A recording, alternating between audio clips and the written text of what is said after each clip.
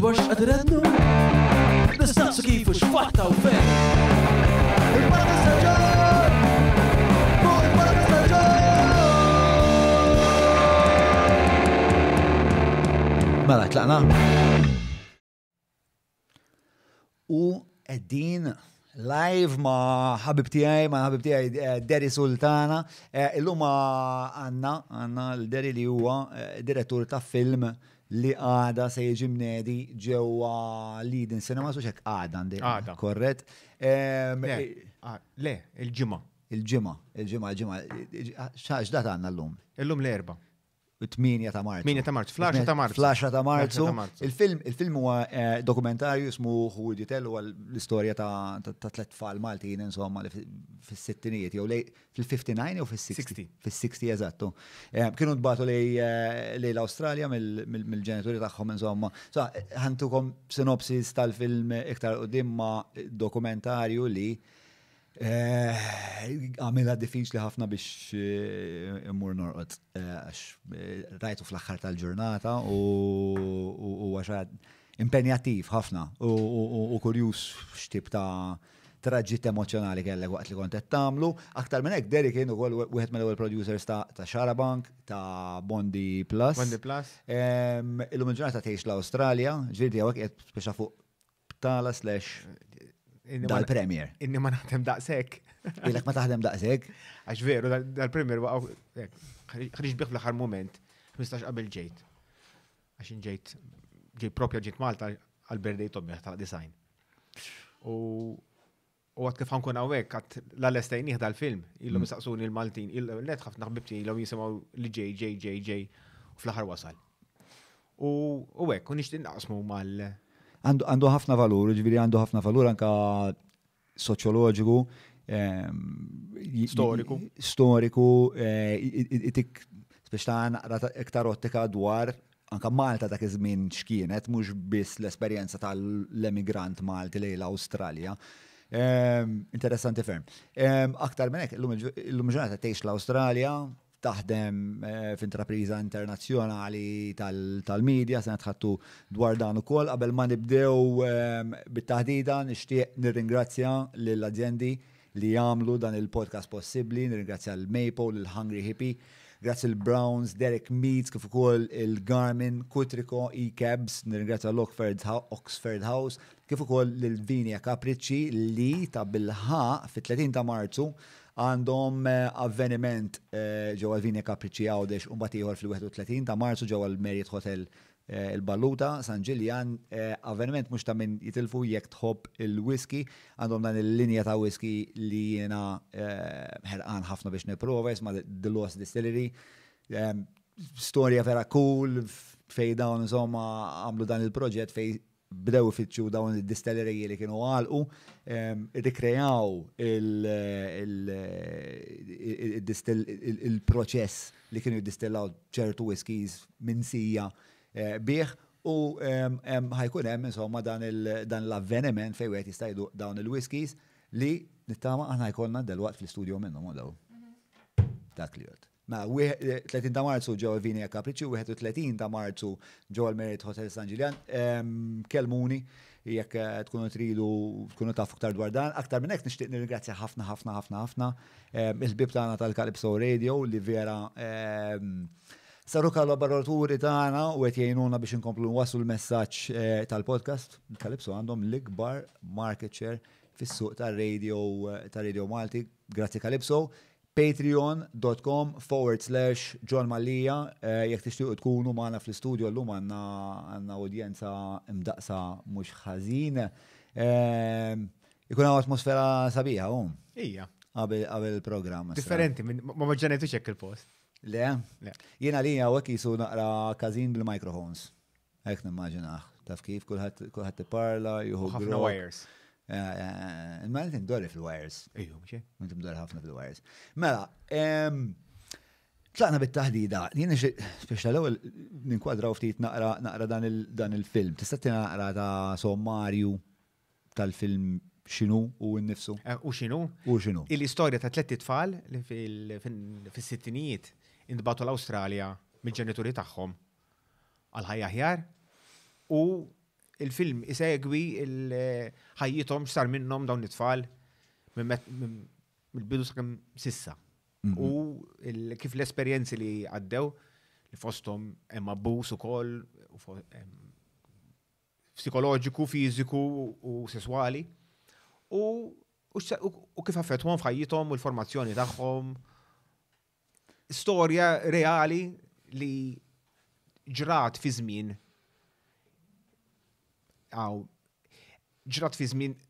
kienet skema li ma kontx naf bija, dak li ngħid.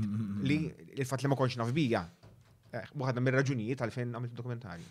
Okay, jien ma kellix l-idea li spiex ta' inti stajt bażikament tesporta l-uliedek. Tifirma karta u jitilqu dawn, ġew istitut. U x'kienu jweduhom huma? Kif kienu jekk inti ġenitur, kif jiena ħan ipperswadik biex isma'?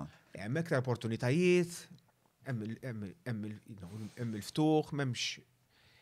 Din kienet din l-iskola partikolari kienet agricultural school, fejn huma jħarġuhom biex isiru bdiewa. Mhux bdiewa hemmhekk qed nitkellmu kif industrijali ħafna. Dik kienet u kienu jweduhom ukoll mhux ġast jitrejnjawhom imma jtuhom biċ-ċart ukoll, pereżempju. Ġifieri la darba inti tlesti mit-taħriġ ukoll jallokawlek biċ-ċart li biex inti taħdimha? Jew biċ-ċart jew tibda ma' xi ħadd kien hemm skemi hekk. Overall, din l-iskema però kienet biex ir-riżultati kienu pożittivi fl-aħħar mill-aħħar.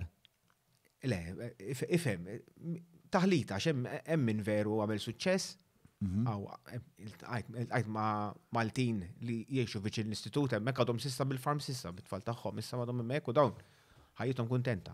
Imma bagħad ikollok kien hemm oħrajn għax din l-iskema ma kienx għall-Maltin biss, din kienet għall-Ingliż u l-Irlandiżi li damet iktar għaddejja għall-Ingliż u l-Irlandiżi. U nbagħtu ħafna iktar eluf, Maltin 310 nbagħtu. U fuq il-każ tal-Irlandiż u l-Ingliżi kien ħareġ film jismu Oranges and Sunshine fejn kien expozja the horrors that went on. U dik kienet waħda mill-triggerijat iktar il-Royal Commission u affarijiet hekk. Għax anka fid-dokumentarju tisma' anka nies imlaħqa sew anka fis-soċjetà Awstraljana jitkellmu dwar dan il-każ. Kien każ li allarma s-soċjetà Awstraljana. Biss għandi speeches minn erba' Prim Ministri Awstraljani. Yes, 4 Prim Ministri Awstraljani u anka Prim Ministru Ingliż jagħmlu apoloġija fuq din l-iskema. Jiġifieri għax dan id-dokumentarju huwa rik ħafna b'arkivi, jiġifieri kemm stajt jiġifieri xi kultant qed ngħidlek fittixt biex issib apoloġija u sib on tape, pereżempju, xi kultant sibta just sound biss. Biex jekk qed insemmu jinnaf li l-Gvern Malti jagħmel apoloġija, xtaqt nurija. Imma ma jeżistix video tagħha. Kien eventwalment kienet saret xi xorta ta' apoloġija? Ejja, mela apoloġija bil-Knisja Maltija, mill-Gvern Malti, mill-Gvern Ingliż, mill-Gvern Ingliż għax dak iż-żmien aħna konna parti mill-Renju. U mill-diversi Prim Ministri Awstraljani għax kien hemm minn meta bdiet ir-Royal Commission sakemm ingħalqet nbiddux il-Prim Ministri. Dik kienet l-iktar parti impenjattiva speċjal issib l-arkivi jew li issib Maltin li jixtiequ jitkellmu dwar l-esperjenza. Le, kif sibt il-Maltin biex jitkellmu fuq l-esperjenza kienet xi ħaġa surreali. Ara, il-film beda fil kien Ottubru ta' 2017. Oħti batet li messaġġ kien it-tnejn filgħodu għalt li kien hemm artiklu fuq il-Malta Today. Bissek daqrah għalt li veru xokkanti, għattek msek tagħmel xi dokumentarju fuq. Oħtok Oħti. Għattek ma ngħidilha ma kienx dokumentarju li qabad nagħmel. 5 years later għadni għaddej. U x'kien l-artiklu li veri? L-artiklu kien bażikament jirrapportaw fuq ir-Royal Commission fejn kien hemm xi Malti qed jgħid l-istorja tiegħu. U rapportaġġ ta' x'intqal fir-Royal Commission. Mbagħad jiena ċempilt ir-Ramon Mizzi, għax kien għandna kif spiċċajna naħdmu film qasir flimkien. Ħdimna tajjeb flimkien għadna trid nipprova nagħmlu dokumentarju qasir. The next one. Għalli mela le. Famous last words.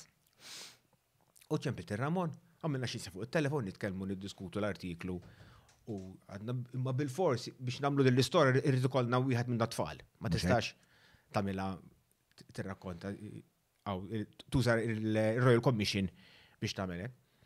U insomma, nitkellmu brainstorming kif ħansibu dawn it-tfal u hekk, u malli teħt it-telefon ninduna li l-ewwel kumment taħt l-artiklu kien dan veru jien kont hemmhekk dak li tkellem fuq u hija jiena hekk. U babajt nfittex fuq dan baqa jipposti ħafna u kien minnhom qal if you want the full story, here's my email address. Kien jistiednek jisu. Kisu, u jimbatlu email ħansibu, aċċetta li għamel li tina intervista, aċċetta li l-taqa maħna u jiena mort bittir li nil-taqa miegħu u nifilmi l-ewwel intervista li kienet dan kollu jiena għal-kemm ħadimt ħafna fit-television edit jgħid kemm il-programm, insejt kemm il-programm, qatt ma kont jiena għamil xi ħaġa li hija tiegħi fis-sens li mexxejta jiena ħa. U allura kien learning curve, kollox ġdid minn dak li ma konx naf niftakar minn jaf kemm il-darba ċempilt il-Peppi. Peppi f'dan mod kif l-aħjar li nagħmel. Għax inti Peppi kien influenza kbira. Peppi jiena naħseb Peppi kien l-ewwel wieħed hawnhekk li nota t-talent tiegħi u tani opportunità jiena back in 96. Naħseb in-nies speċa il-figura ta' Peppi, ovvjament, probabbli Peppi huwa l-iktar persuna popolari ta' Malta. Però aktar minn hekk Peppi offra l-ħafna nies ħafna opportunitajiet u naħseb huwa t-tip ta' talent li kapaċi joħroġ it-talenti ta' ħaddieħor. Definitely. He knows what he wants and he knows how to get people to do it. U fil-proċess titgħallem ħafna minn dak li jiena. Meta kont naħdem jew min jaf kemm offendejtu għax kont inkun jien naf he used to push us way beyond our limits. Imma mbagħad dak il-mument kemm kien ikun stressanti l-affari? Ifhem stressanti għax xi kultant xi meta noqgħod nirrakkonta kif konna nagħmlu l-programmi minn xejn jew noħorġu b'idea. U l-ġimgħa ta' wara fuq it-television unheard of minn dak li s-soltu id-dumu jippjanaw u hekk. Imma tal-limtu skola imprezzabbli. U waħda mill-affarijiet li kien għallimni Peppi u qed ngħidlek sibta veru ta' valur. Meta jkollok idea tajba, oħroġa. Don't hold on it. Ħassib the right moment biex toħroġa. Oħroġa, un bat iktar ma toħroġ iktar jiġu idejat. Din niftakru jgħedin. Jiena ftit kont inkun dak il-Vincenti Buildings, imma din niftakru jgħeda ħafna drabi li tinkwitax li iktar idejat ħajġu. U dejjem jiġu minn dak li ta' dak kif il-ħajja titfallek in-nies fit-triq. Literally taħbat ma' xi ħadd u solvilek il-problema li kollok dak il-ħin. Per eżempju, meta konna serin nifilmjaw għall-ewwel intervista li qed nagħmlu ma' dan, li ma kont naf xejn fuq is-suġġett, qed ngħidlek xejn. U kont ħanitla' nkellmu l-ewwel darba, ħajftaħ lil biex nibdew l-istorja.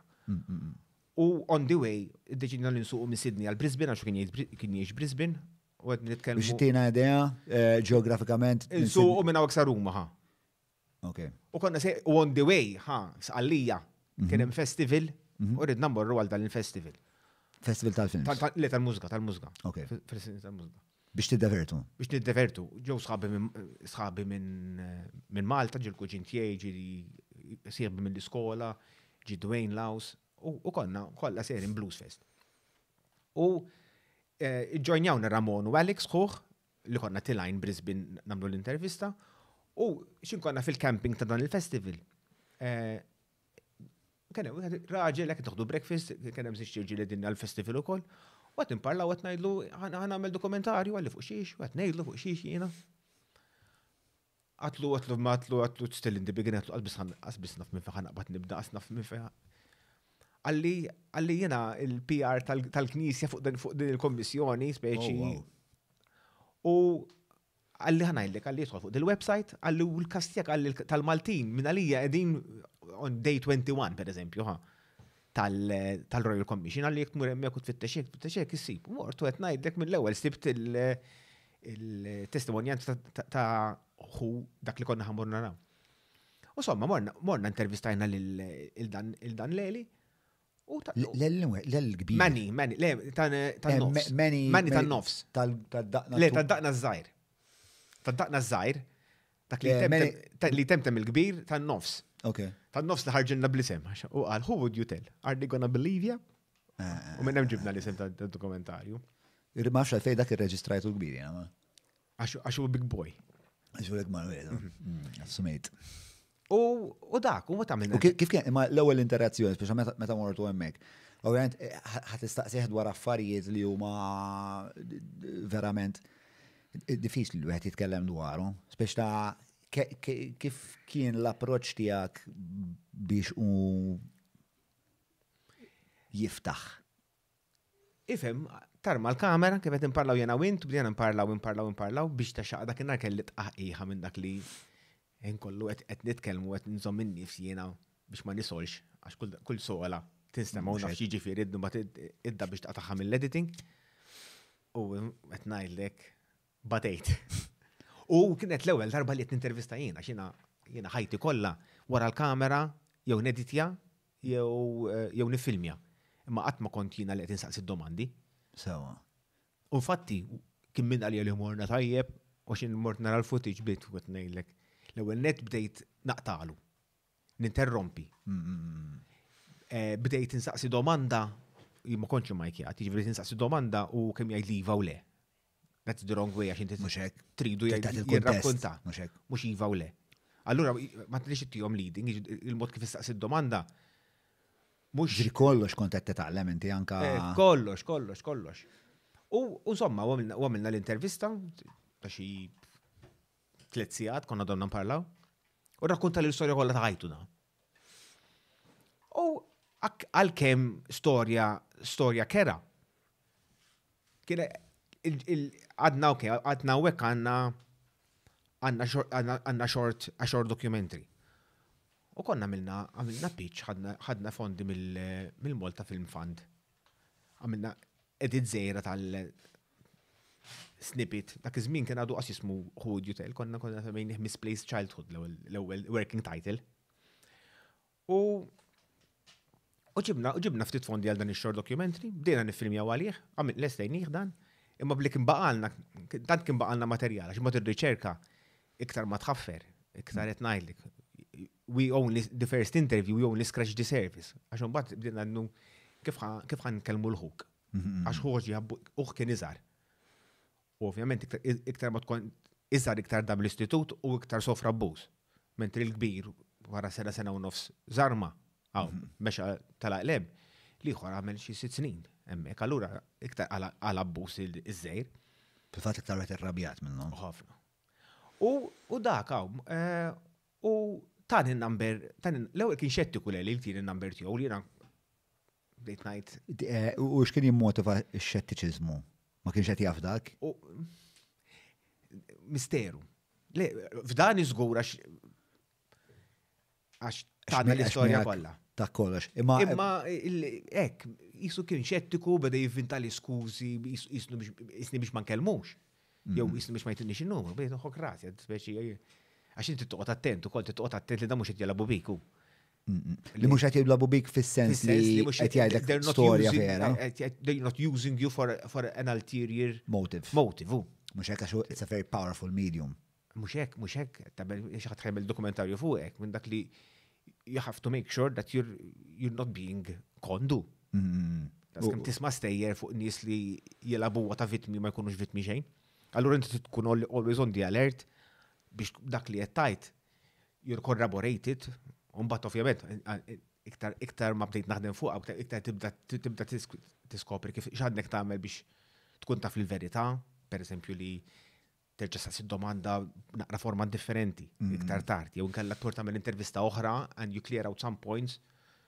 And things started panning up, insomma. Kemm il-darba intervistajt il-kull protagonist? It-tfal darbtejn il-Manny u darbtejn il-Rayfield u darba l-Peter. Peter ix-xieħ. U Tommo fl-aħħar u tani n-numru. Għad ċempilt il-Rayfield jiena għatlu għatlu li mħassim namel dokumentarju mod u kolli għenitni nikseb il-fiduċa tagħhom u li għattilhom li jiena meta kont tfal kienu kol kien prova jabbużani qassis, allura ikunu jafu iktar ikunu jaf dawk, un bas spiegajtilhom speċi kemm ħassejtni liberat meta ftaħt ħalqi fuq qalbiċċa xogħol u affarijiet hekk, you know, dal-affarijiet meta tkun il-reperkussjonijiet ta' kull ħatuma fis-sens l-abbuż jiena kelli jiena prova jabbużani qassis li l-om abbużawhom, jiġifieri differenti ħafna. Imma dik enitni biex nikseb il-fiduċja u jkellmuk dak li jkun u li kien għalli oriġinalment għalli dak jtolbuk il-flus jekk ħatajdlu jagħmel intervista biex jipprova jbiżżani b'dik. U meta kellimt ir-Rayfield anzi kien very very nice miegħi u l-unika kondizzjoni li għalli tpoġġienix fl-istess kamra ma' ħuti. Ma t-nejt, ħutu, jina kom għalli ma wieħed minnom ma jinġibx, għax il-kbir jgħajt li meta jċempilu ma jwilġu ma jaraxxi 10 snin. Għata ma kullħat u għalli għamil li pjaċir, għalli intik l-istoria kollha, għalli b'kondizjoni, għalli mux tamilli waħda minn dak li tini surprise niftaħ xi kamra nseb il-ħija ta' għalli tajtu kelma jiena li mux ħarabel gimmicks hekk. U ma kienx ix-xorta ta' dokumentarju li jimmerta da' xorta ta' gimmicks. Ifhem, kif spiċċa issa, imma f'moħħi kelli ideat li jiena fil-niprofa nlaqqaħħom u nara l-konflitt in real life u tifilmjaħ. Da kollha dew minn moħħina, it would be good. Yes, dik it-tensjoni u dik id-drama perswas li tkun tajba. Għalkemm xorta ħarġet, għalijek kienet vera interessanti li kellhom spiex ta' minkejja li għaddew spiex minn traġit simili ħafna u kienu esposti għall-istess nies u l-istess istituzzjonijiet. L-istejjer differenti. L-istejjer differenti, perspettiva differenti u tal-kbiri hija għal kollox differenti. Għax il-kbiri, l-ewwel qed jiftakar iktar inti jekk issaqsik x'tif tiftakar ta' meta kellek 15 u ta' meta kellek 9 snin. Iktar ħadd li x'għamilt fid-dettall ta' 15 milli ta' 9 snin. Huma l-istess. U bekk, u meta qalli il-kondizjoni li ma tpoġġinx l-istess kamra maħuti, għatta u għanna storja. U bat tibda tqabbel, u s-sadan kien għadnitni żewġ aħwa. U żewġ aħwa ġew abbużati u kelli l-istorja tagħhom pjuttost simili ta' dawk it-tnejn. U bat meta tlajt niffilmja fl-istitut, waqafna ġo post jismu Geraldton u ltqajna magħhom il-kbir. Li meta saqsejt fuq u dejjem qalu li dak ir-remi ħadd ma jkellem il-ħaddak. U bat ltqajt miegħu u kien veru sweet. Karattru inkredibbli. Miskin kien temtem u temtim pjuttost sever minn dak li tibda tħoss minn ġewwa ikollok abtit tkompli sentenza tkun taf xi rid jgħid. Tkun tittejn. U tkun tittejn minn dak veru gustus kien. U sakemm mort nippikja l-ħuħ, għadna nparlaw, ħadna tazza kafe għadna nparlaw. Nitkellmu fuq l-istorja. U bdiet niċċajta miegħu għatlu tant nistudja fuq l-istorja tal-familja tiegħek li ormai sirt isa il-familja tiegħek kemm nafa sewwa. U għalli u għatlu għandi ftit domandi tlu veru ma nistax insib risposta lihom. Fosthom pereżempju kif għalfejn batkukom l-Awstralja, kif tasalhom tibgħat it-tfal tagħha dan batu 5 b'kollox. Aħwa minn dil-familja, jiena intervistajt li ta' biss. Imma huma kienu 4 aħwa u mbagħad wara marret tifla, oħtom. U somma, u beda jgħidli u f'kenninni ngħidlek it-toqob li kellim lihom. L-imtib ta' nuqqasijiet kellek. Jiena kif għalfejn marru kif ġrat eżatt l-istorja, mu kellu memorja ċarissima ta' kif ġraw l-affarijiet. U jispjegalek fejn kien meta qal l-ommu, meta kien hekk. U l-ultimatum li tija. Kollox fil-filmiet.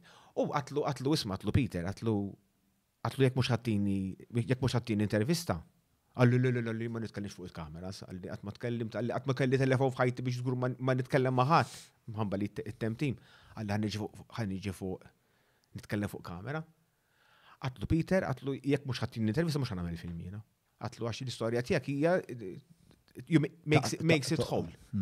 U niftakar nżilt għal-kubtej għatlu please. U għalli I have to be a bastard to say no. U ħanejdlek ta' intervista għalija l-iktar wieħed kuntu huwa l-antagonist. Ekku. Għax ma tantx jemmen il-ħutu, allura hemm dak il-konflitt ta' aħjar jara fejn kienu jew aħjar hekk u aħjar hekk ta' fenti.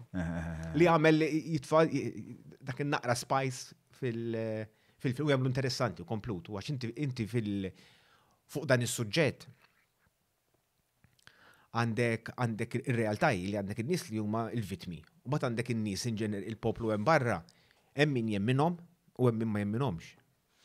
Anka tfajter issa qed nagħmel nitfar post fuq il-gazzetti u r-riklami li qed joħorġu xi kultant tara l-comments tibda trott tislaleb. Ma nsertajx kommenti ta' nies li igidbuhom, ġifieri. Jew mhux igidbuhom jew grow up, speċi għaddew 50 sena għadek tewden fuqha. Trid esperjenza għamel biex tifhem xi ġifieri. Totalment. Ġifieri hemm xeni mhux ngħidhom speċa biex dak li jkunu mur jara l-film u jaf biex jesperjenza l-ewwel darba waqt li jkun qed jara d-dokumentarju hemm xeni meta jibdew jisqarru x-xorta ta' abbuż li huma tal-waħx. U li dawn żammew kollox magħluq ġewwa tul ta' żmien. Dawn pruvaw jitkellmu. Huma x'kien ma jitkellmux issa ġifieri minħabba id-disgwid inħoloq minħabba li daw mhux qed jaqblu fin-narrattivi tagħhom. They drifted so apart. Li mandom, they have nothing to say. Ek ħassejt għalijena li ġiviri. Mela, ħanaddu 15 sekonda ta' Derek jew fidejk. Mawra sal-ħanut ta' Derek mhux tranzazzjoni kif ġibu laħaq, fejn apparti tinqeda blifjen kwalità se tiġi mejjun sabiex issawar l-arfin tiegħek dwar dak li qed tiekol u titma' lil familtek. Biss jekk m'għandekx il-ħin ta' disa fejnhom il-belt, ibad WhatsApp lil Derek fuq 9986-6425 biex waslulek ix-xirja fuq l-adba. Iżda nixtieq nitħadded dwar naqra spiex ta' it-traġġit emozjonali tiegħek spiex ta' mill-bidu li spiex jkollok l-idea u jkollok ħafna eċitament. U issa spiex tinsaqsi fuq il-proċess artistiku u spiex dak fil-bidu kien hemm il-fjama mbagħad jibdew jiġu diffikultajiet biex tista' spjegana naqra l-avventura, id-disfatti jekk kienx hemm momenti fejn tlift il-konfidenza li dad-dokumentarju se jsir. Diffiċli għaw peress li qatt ma għamilta qabel. Ma konx naf għal xi ġdieħel. U jiena ddeċidejt dal-film nagħmlu l-istil jgħidulu off the wall, ġifier m'għandekx narratur jgħidlek l-istorja. Dak li ħfef mod biex tagħmel dokumentarju li tikteb script, ikollok l-intervisti, u mbagħad tagħmel narratur biex jaqgħod kollox flimkien. Jien xtaqt li huma jgħidu l-istorja. Allura il-mod kif nispjegaj jisek naħdmu bil-kont, nipretendu li l-film huwa artiklu. Immaġina, artiklu stampat lest, taqta frażi, titfa kollox fl-arja, u mbagħad toqgħod taqgħadhom biex tpoġġihom għadej xulxin biex toħloq storja. Ekku, għax kelli 13 sija ta' materjal li minnu inqaċċat u ninseċ storja li tagħmel sens u żommok interessat, mhux l-ewwel edit li għamilt kienet kronoloġika mill-bidu sal-mewt. Ngħidilha jien. Imma mhux hekk tajt storja, inti storja toħodhom mbagħad terġa' tġibhom hawnhekk, skont ir-relevanza biex iżomm interessanti hu. U kellek xi proċess partikolari biex tasal għalija? Kien interessanti meta kont ġejt Malta biex nagħmel l-intervisti ta' Malta. Kellatni kif nasal. U bat li ħabib tiegħi Kenny Ċikluna li jgħallem l-Università. U għalli. Li wkoll kien il-Where's Everybody. Ejja. Għalli ħajkun hawn screening ta' dokumentarju li rebaħ Oscar u ħajkun għaw id-direttur jagħmel Q&A. Għalli naħseb ikun interessanti. U mort u qed ngħidlek il-Q&A jiena kif tagħmelek, x'għamiltu hemm. Kolonizzajt. Ngħidlek. U għalli ħafna mbagħad wara spiċċajna morna niklu miegħu dan min kien u qed ngħidlek ħattulu moħħ bid-domandi. Imma jeni ħafna minn dak li taqsmu mbagħad taqsmu chunks u tillejbilja il-kapitli probabli. Il-kapitli u mbagħad kif tħallathom l-aħjar. Mbagħad wara li kont dak kont niftakar l-ewwel kat li kelli kontu rejta lil 4 snin ilu kelli l-ewwel draft cut.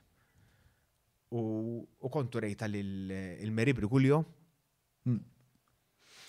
U l-raġel tagħha u l-oħti u rejtulhom. U veru, ġobhom u Meri għalt li jistrakiku tat niftit pariri how to reshuffle it. Għalt li tini transkrizzjoni għamillek paper edit.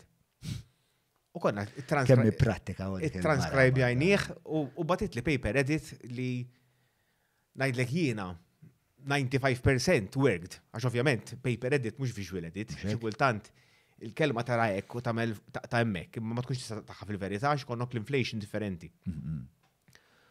U dak kien il-qafas li mbagħad bqajna nippolixxew fuq mbagħad speċi taqta' u mbagħad daħħalna wkoll xin wasal f'punt kien meta ġi 90 minuta minn dak li tant tkun viċin l-istorja tkun ġibtu minn 13 sija l-sija u nofs. Li ma tkunx taf li ma ħataqbad taqta'.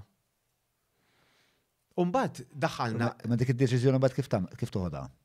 Biex qiegħed f'dilemma u ħajkollok tieħu deċiżjoni. Hemmhekk fejn daħalna producer ieħor biex jgħin Anton Kallejja minn Strada Reali u li għandu iktar esperjenza xo kien jiġġaġġja films u affarijiet hekk. Allura għandu ħafna esperjenza ta' films u kif l-aħjar strutturi u affarijiet hekk minn dak li. U għatħana rajna minn dak li għat jiena ħalliħ jagħmel li jrid u nara the end result. Ovvjament fejn kien hemm veru ma qbilx jew ngħidlu isma' għalfejn ħadd neħħija dik jew għalfejn ħadd għamel hekk. U niddiskutu xi kultant baqgħet u xi kultant telqet. U neħħejna ġibnieh minn 70 ġibni 60 u bad zidni l-10 minuti għax ħassejna li kien hemm bżonn li nirranġaw naqra lemu nirranġaw naqra raw. U spiċċa 70 minuta u ir-riżultat finali x'intaraħ istorja it flows from beginning to end. Ħafna. U hemm partikolarment il-punt isba meta l-affarijiet jiġu vera dark. Kif bdejt, kif wasalt għalija, vera gripping, vera gripping.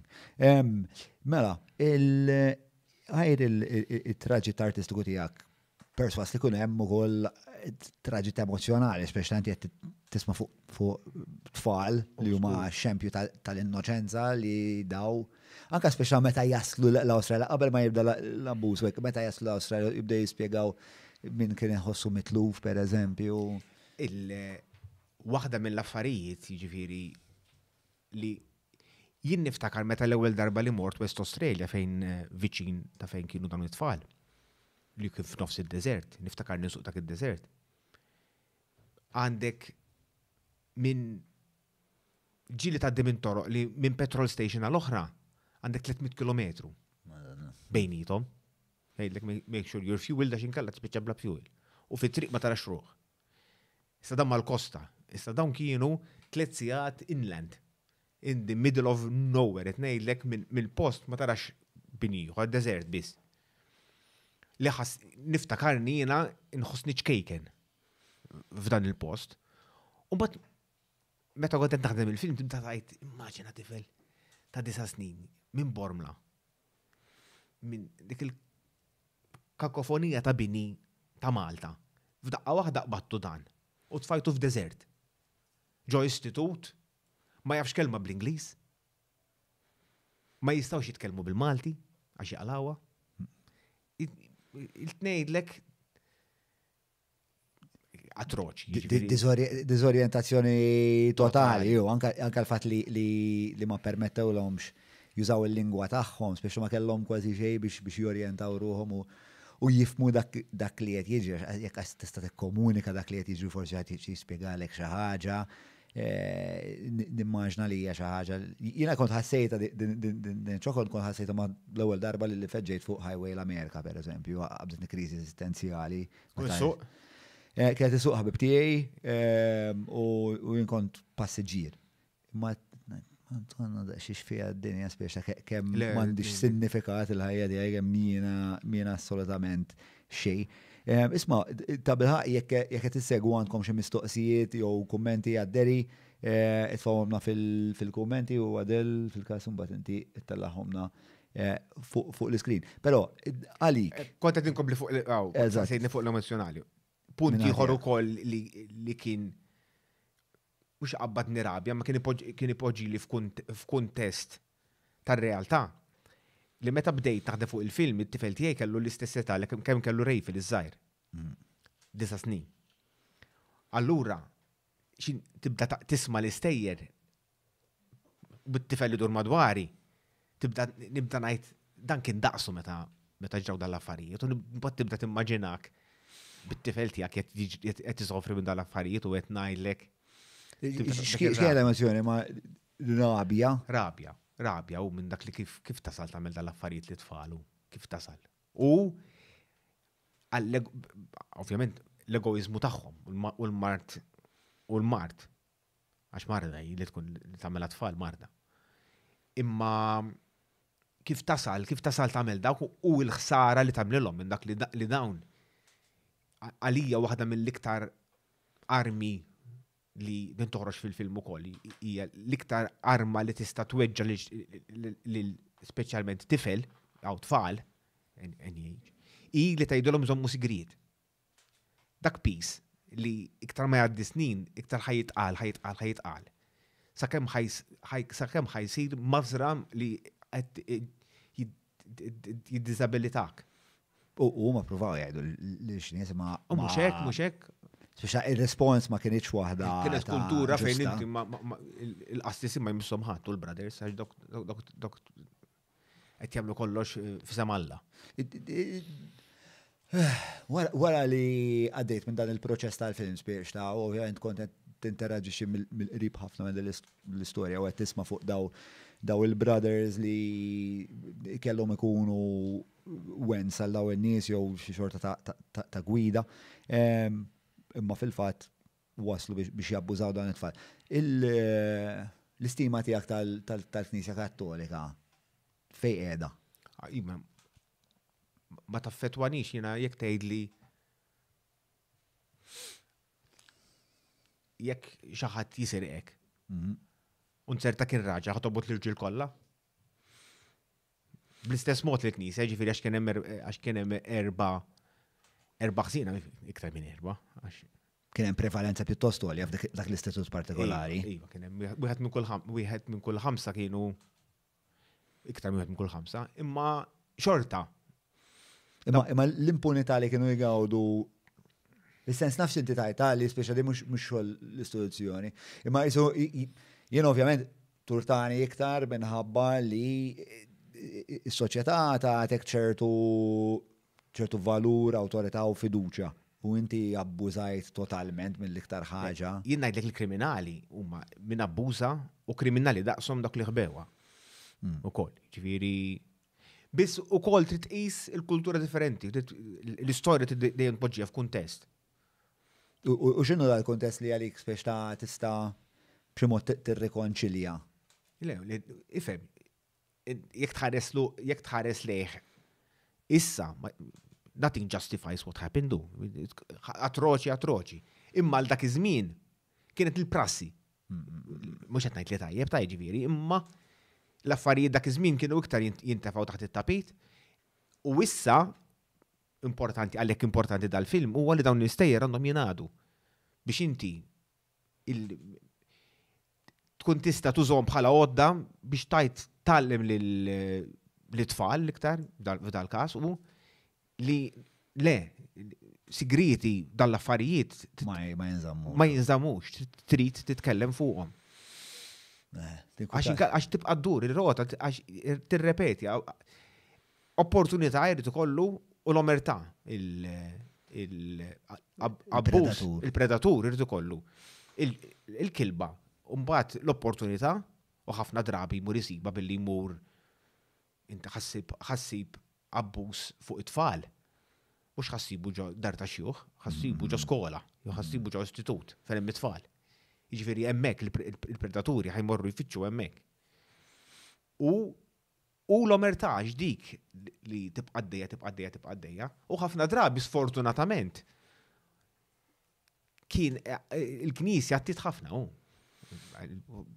u issa toħroġ li wara l-kjas li ħareġ jiena niftakar l-ewwel programm li konna għamilna fuq dan is-suġġett f'Malta li kont fih jiena kien Bondi Plus konna għamilna fuq l-Istitut ta' San Giuseppe fejn kien hemm 3 qassisin li kienu u għamilna l-ewwel programm dak iż-żmien kulħadd buċċu motti u nbiddlu l-vuċi u niftakar il-kjas sħiħ l-għada kont miex il-belt u waqqafni qassis għalli mistek tistħi. Tagħmlu programmi hekk, għatlu mistek tistħi inti li tilbes l-istess ċoqqa li libsu dawk, mhux tgħidli hekk. Ara x'tib ta' ara l-kultura. Il-kultura, dan qed nitkellmu ġifieri. U kemm irid tkollok wiċċek tost ukoll biex tajdaw l-affarijiet. Tipo. U l ħabib tiegħi ta' ġifieri minn dak li jiena qisu wieħed mill-iktar. Għandi ħbib jiena wiċċhom tost.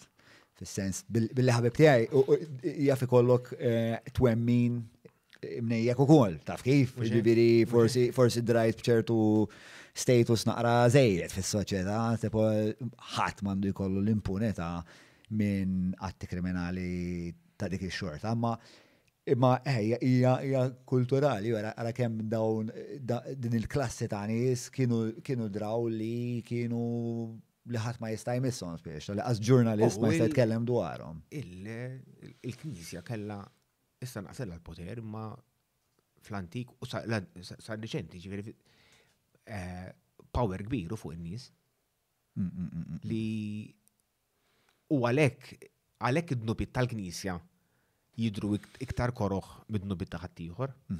Mhux għax il-Knisja fil-Knisja hija xi eċċezzjoni minn dak li jekk taħares l-istatistika il-persentaġġ ta' nies li abbużaw huwa l-istess fil-popolazzjoni kollha, jiġifieri fis-sens insimna li xi 8% huwa jew x'imkien numri m'iniex taqsek. Imma il-persentaġġ ta' nies li huma inklinati għal pedofilija huwa l-istess fost il-teachers, fost il-assisin, fost il-familjari. Jiġifieri huma it's the same ekwivalenti. Imma tal-Knisja tinstema' iktar għax it's a double whammy għax inti qed tibgħat in-nies. Suppost dawn qed jippritkaw il-kelma talla u mhux talli hekk talli qegħdin niġaluk qegħdin jużawk għad-dnub tagħhom u mbagħad jabbuk jabbuk bil-mażra biex int ma tiftaħx għalek. U aktar minn hekk bħalma sħaqt inti l-ewwel li kien hemm strutturi sħaħ, jiġifieri llum il-ġurnata tisma' li kien hemm anke Papa Giovanni Paolo II li da spiex ta' konna nqisu qaddis li kien jaf fuq ċertu abbużi u minflok jindirizzhom u jgħaddihom il-pulizija, jipprova b'xi mod jirriorganizza dak is-saċerdot jibgħatu band oħra li kompli tagħmel ħafna ħsara. Kemm ovvjament l-ewwel qabel kollox li tfal, imma tieni ħaġa wkoll ħafna l-kredibilità tal-Knisja eventwalment. Ovvjament, dment li żammewha mistura ħadd ma kien jaf bija kollox status quo baqa' li kien. Imma once li bdew jinfetħu l-latu tal-borma, l-lotin bdiet ħirġa r-riħa u r-riħa ma kien sabiħa. U anka u tara speċa kemm importanti l-ġurnaliżmu.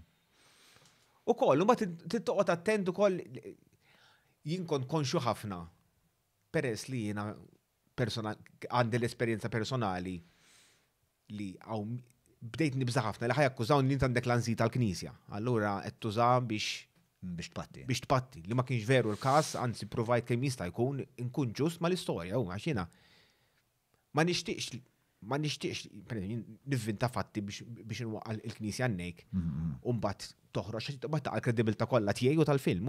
Mentri jiena provajt kemm jista' jkun inkun fatwali kemm jista' jkun u kull ma għamilt jiena qbad l-istorja kif inhi kif għadt inti għandek tliet veritajiet, għax dik il-verità, kull persuna għandu l-verità tiegħu, għax il-verità hija oġġettiva l-aħħar. Suġġettiva l-aħħar. Suġġettiva, sorry. Suġġettiva ħafna l-aħħar. Allura għandek il-memorja, jien naħseb li l-verità hija oġġettiva, naħseb il-memorja kif tirreġistra dik il-verità, li tażel tirreġistra, naħseb anke ħabba trauma. Dik waħda wkoll, imma eżempju niftakar meta kelli l-Peter u l-Manny. Wara li Peter beda jgħid li affarijiet totalment oppost tal-li beda jgħid li Manny. Abdu jargumentaw bejnietom dawn, speċi, no, u bat għattilom isma, għattilom jien nemmen nitnelli jintkom, u tajtom l-analoġija li immaġina kien hemm accident ta' karozza u inti kont bil-qeda fuq naħa ta' triq u liħor kien bil-wif għan naħa ta' triq l-oħra u għet jgħidu x-xida tagħhom. Dak ħajjixet li kien għaddej raġel u kien ħadem bib aħmar u bat laqtitu karozza. Liħor li kien fuq in-naħa l-oħra ta' triq jgħidlek leħija, dak bib aħdar kien. Itnelli huma tgħidu l-verità, imma bil-perspettiva differenti ju. Mela, daħlulna xi mela, il-fact-checking ta' għadel qed isarraf fi statistika importanti li ħanaqsmu l-udjenza. Mela, some studies suggest that the prevalence of pedophilia may be between 3 to 5% across the general population, as reviewed by Seaton 2009. In penile plethysmography, li hija x'inhi plethysmograph. Kelma ġdida di. Impenjattiva jendi. Is an instrument for measuring changes in volume within an organ or a whole body. The word is derived from the Greek plethymos. Okay. Ma nafx kif 4 to 5. Studies of men with sexual offense, histories against children. These prevalences can jump from 30% for men with one offense to 61% for men with 3 or more sexual offenses against children. Insomma, across population is 3 to 5%. 3 to 5%. Unbat minnu iktar reċedif minn ħaddieħor. Għanna komment minn għant Lewis Mikallef li għadello ġoba ta' samijaj li u jgħajt, missiri wieħed minnom ma ta' St. Patrick's, xeba fil-ħodu, oħra fil-axija kull-jum plus li kienu jabbiżaw minnom għal 15 sena fuq il-vapur u sejjer, tela final kompetizzjoni ta' xib xirer u għasal final pero kien ħarbilhom ftit qabel bdiet kien tela fuq ferrovija, ġifiri St. Patrick's mux ta' Malta ġifiri da' jgħid. Jekk qed issegwi Lewis, jekk qed nifmek sew ġifieri dan mar f'istitut li jismu St. Patrick's ġewwa l-Awstralja fejn ukoll kien kif qed tajt int fiżikament abbużat u xi bxiera jiġifieri qabli l-istess programm da. Kien hemm ħafna programmi għaddej. Ma simili għax su agrikolu wkoll. Ma St. Patrick mhux tal-Christian Brothers. Mhux tal-Christian Brothers, għax kienu Tarden. Tarden, Clontarf, U Castledale. Castledale, yes. Ma fuħjar minnek il-film, bro. dal-ismiet ħana. Vera tajjeb, vera mux gosti għal-kelma, ma ingaġġanti. Engaging. Diffiċ li ħafna minn dak li dan il-film wara li jaraħ xaħat. Meta sa' ħad gost taraħ. Le, mux it-tweġiba. Biex id-domanda tajba, minn dak li it's an ugly story. Infatti l-ewwel klim li tisma' ma li jiftaħ il-film huwa this is an ugly story. And that's what it is. Nfakkarkom li il-film ħajntwela ġewwa ċ-ċinema għall-ewwel darba nhar il-ġimgħa u mbagħad jibqa' hemmhekk. Iwa, jibqa' hemmhekk għal-limited għal-ġimgħa biss, jiġifieri mor waraw. Għal-ġimgħa biss. Ma jekk tixtiequ tixtru l-biljetti kull ma tagħmlu tlu whowouldyoutell.com u xekku tagħmel redirection direttament biex dak li jkun jista' jixtri l-biljetti. Baqa xi sit sa l-premier jekk jutu tiġu ħajkun hemm Q&A wara l-film. Tajjeb. Fiex nibda l-premier? 7 welcome drink u fit-8 bla-l-film. Bil-welcome drink u Mela. Faqa. Mela, aktar minn hekk patreon.com/ġomma li jekk tixtiequ tappoġġaw dan il-proġett tagħna inti Patreon, hu. Mela. Inti Patreon li tibgħat l-suġġerimenti, inti wieħed minn dawk il-Patreons attivi. Noqgħod nibgħat jiena. Għalfejn inti Patreon? Għax nemmen li għaw inħoloq jaxassejt minn duwaqaf xarabank jisu kien hawn vakum xarabank mostru kien. Infatti, ekkatlu l-Pepi, għatlu jħassek għaddek għaddej b'xarabank, ma nix għalfin noqgħod indur l-istazzjonijiet kollha ħana mill PR, għax imur fuq xarabank u jisimgħu kulħadd. Darba u daqshekk. Daqshekk. Mentri issa ħalla vojt meta waqfuh, ħalla vojt kbir. U inħoss li ġurnalizmu u diskussjonijiet fejn dak li jkun ħajitkellem minn aġenda. Dan huwa programm preċiż għalija. U nemmen għalija. Infatti waħda mill-affarijiet li għatlek, u ħanerġa' ngħidilek hawnhekk biex qudiem il-patruni. Jien patrun biex ixxeret il-kelma, jiġifieri toqgħodx ittini affarijiet okej, tajjeb li tihom xi ħaġa ekstra l-patruni, imma bħala l-programm jien naħseb li għandu jkun miftuħ għall-pubbliku mill-ewwel. Inti soċjalist. Le, u nifmu l-punti jak u naprezza u jiena naf, ġifiri għax aħna u koll nirriċerkaw l-udjenza tagħna ħafna, għamlu ħafna sondaġġi u sirna nafu li fil-fat, naħseb 90% tal-Patreons edin fil-Patreon mux biex per esempio kollhom aċċess għal podcast qabel ħaddieħor, imma jemnu li għandhom jew jixtiequ jappoġġaw il-proġett biex il-proġett ikompli. Mhux hekk sempliċi. Li għalija hija ċaġa ta' inkoraġġament kbira u hija ċaġa ta' responsabilità kbira. Rendek responsabilità kbira. Hija. Dik ħassejta niftakar meta bdejt naħdem ma' xarabank. Niftakarni nirrealizza fejn il-praspar li kont nagħmel ta' tfal. Irrealizzajt li ma nistax nibqa' nagħmlu għax jekk ħanagħmel xi ħaġa mhux xi ħaġa ħażina mhux ħanħammex l-ismi biss, imma ħanġor miegħi ħanarma lil min jobot il-xarabank dak iż-żmien biex jużawh biex nigżu lil xarabank. Allura tittoqgħod attent and you always kellek isu da sense of belonging u hekk kellkom din ħafna konna sens ta' komunità bejnietkom. Meta tqatta dak il-ħin kollu. Ma kellek lażla li tajt isma' jendem mhux għalija ħammar nagħmel xi ħaġa. Min jaf kemm irqat taħt id-desk moħtok, mux moħtok irqat maħħata għedin live jien nifdek. Fl-istess kabra kun għamilna xie 27 sijad dejjien u nispiċaw mal-art miex xotin. Le, jien niftakara tuħu li mħadda mid-dara. Darba ħat tistaqqu jena? Niftakarkom kelkom il-saqjiet dej l-editing suite intom. Anke Abigail. Dak il-saqqu tijaj ħaterġa tajt. Mela isma din. Meta kien ġej konnet namlu, konna ħanamlu il-mux grande fratello. Ma dak il-wiju kol kien jamluħ. Mela. Dik ġennata kienet. Kemmina li Pierre kien jamlu dak jew. Le, dak u bat għamel iħor wara. Li segwieħ. Lemma dam kien meta kien beda Grande Fratello, ħana konna għamilna wieħed jismu mhux Grande Fratello. U kien hemm Sandro għalija fija Sandro Ketkoti. Le, ma dak kien reality show fuq l-Ewropa, dak iva le ma nafx kien jismu. Fuq fajna skoss indeċiżi u rridu jiddeċiżu jekk hux tajba l-Ewropa le. Le, li kont ngħidlek huwa kont insomma wieħed minn dal-programmi li kont naf ġdieħel għalih minn dak li ifisser stop sleep. Taf kif jgħidu stop leave. Aħna konna niċċajtaw stop sleep. U kont ħadd tissaqqu miegħi. U niftakar Peppi għolli xi ġifieri s-saqqu għalli ħna narqdu u minn jaf kemm raqgħet fuq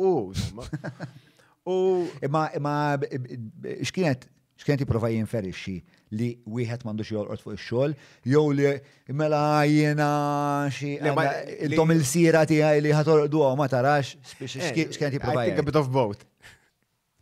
U insomma, u niftakar darba minnhom kont mort norqof xi tlieta anke kellu jiġi Peppi biex għadu ma ġiex, għatlu inti ġej għatlu għandi nas jiena. Għalli jorqod naqra, għalli xi niġi qajmek. Għalli imma ħalli l-bib miftuħ, għalli għax m'għandix ċavetta. Allura jiena bbażjajt il-bib tisfel, ħallejt il-bib ta' fuq imbexxaq u mort norqod jiena. U fħim minnhom inħoss xi ħadd tieni bissi Itini bissi, u torċ fiċċi, ma nistax disorientat, ma nafx ġara, u sib 3 pulizija fuqi. Għallu li għaw xed tagħmel. Għattilhom riqet jiena. U bad għattilhom, għax kienu il-bib Miftuħ. dak ħasbu li daħal xi ħadd jisraq talaw, sabu hekk u sabu li hemm. Daċħat jisraqħa break. Break. U ma spikajtilhom li ħallejtu miftuħ għal-Peppi. Jien niftakar, jien kont naħdem ma'kom dak iż-żmien kont norganizza l-istrina. U inti kont għamilt dan il-video spoof tal-istrina. Mela, dik Tiftakar, tajba, konna filmjena, konna veru għajjenin. U kienet konna filmjena li xurxin u għamilt fijom kif bad il-Peppi kif tista' ma nċempilx. Dawek kollha mandra jiklu l-scripts tal-pizza. Imma ħanejdlek. Oħra ta' dak, oħra klassika din. Kellna minn. Jalla kienx. Min jixteri ma jista' jkun kien dibattitu bejn Fenek Adami u Sant. U le, kien dibattitu fuq l-Ewropa meta Sant kien bojkottja Xarabank u aħna biex nżommu kemm jista' jkun ibbilanċat il-programm konna naħdmu overdrive u nanalizzaw l-speeches kollha ta' Sant. Naqsmuhom f'tapes skont suġġetti, ġifieri Sant fuq il-bidja, Sant fuq il-dak, Sant fuq dak, biex jekk waqt diskussjoni badnija fuq il-basal, nsibu biex il-Labor avolja kienet jibbojkottja l-programm, xort tantuħ vuċi biex il-programm jinsobuħ bilanċat, għax huma l-iskop tagħhom kien biex jiskreditawk ma tmurx hemmhekk biex inti tinstema nazzjonalista allura n-nies ma jarawx. Imma aħna għax ħdimna triplu tal-li kemm kellna naħdmu biex insellestu dan li kelli 22 tej biex żajt lieta jiena u biex tagħmilhom dak it-tit il-ħin. Kellna waħed minn dal-programmi, allura kont għamilt jiġifieri xi maratona xi 72 sjam qajjem naħdem. Okay. Allura xi kultant tmur għax-xogħol. Xeta kellek għadha kien? 27, 26, 27, minn late 20s. U kienet waħda minn dak li tidħol għax-xogħol jinna fl-erba, minna lik l-erba ta' xi ħadd mur id-dar u tispiċċa tibqa' hemmhekk sal-ġimgħa għal Xarabank. Bl-istess ħwejjeġ tkun ġejbija biex ma tkunx pjanajt u niftakar kont sejra programm u qed ngħid li qatt ma nistax immur hekk li rħat inten. U qatt ħanieħu xawer ta' malajr, veru nerġa' nilbes l-istess ħwejjeġ li kelli ma l-inqas tħossok naqra l-inqas aktar nadif. U neħħejt il-ħwejjeġ poġġiethom fuq is-siġġu għax aħna by the way l-uffiċċju dak iż-żmien tant kien kiber li t-toilet kellu s-siġġijiet u konna nagħmlu meetings hemmhekk ukoll. U poġġejt il-ħwejjeġ fuq is-siġġu u ħadd għas xawer għax xawer kien fejn kienet iddendel banju speċi ta' u x'im kontiela żlaqt u mort naqbad mal-viti u ġiet fidi bl-ilma ħierex minn mal-ħajt. Bil-pressa beda l-ilma sejjer fuq il-ħwejjeġ, l-unika ħwejjeġ li kelli bdew jixxarbu, allora l-ewwel li għamilt. U wieħed jaħraq u ieħor kisa, allora sejjer hekk jiena misma'. U bazzapuna u daħħalta fil-misħun biex inżomm il-pressa, bl-oħra għamilt hekk u neħħejt il-ħwejjeġ biex ma jixxarbux, u mbagħad poġġejt is-siġġu qudiem l-ilma biex jaħbat miegħu u ma jmux barra nkalli li kolli minn barra u mbagħad mort biex nagħlaq il-mejn u naf li l-mejn kien fuq il-bejt biex tagħlaqlu il-dak. Il-bist il-boxers jiena, tlajt fuq il-bejt, għalaqt il-mejn u niskofri li sakkart ruħi barra. Allura jien bil-boxers fit-tanazzin. Fil-dak. Ħabbat il-taħdejja, ħallu li ċempelt il-Mr. PJ, Mr. PJ ġi jiftaħli. Sadattan Peppi jirrabja, kom ħaddu bġej. U xenet najdu l-ob li s-saraħt beda minni, għax it's too far-fetched biex temmina. Insomma, wasalt. Ma kienet one of those. Kif ikunu dal-proġetti madonna iwasluk biex tagħmel affarijiet li qatt ma kont immaġina li. U xi ħaġa diskustanti dakinhar li għadni traumatizzat li meta tlajt nagħlaq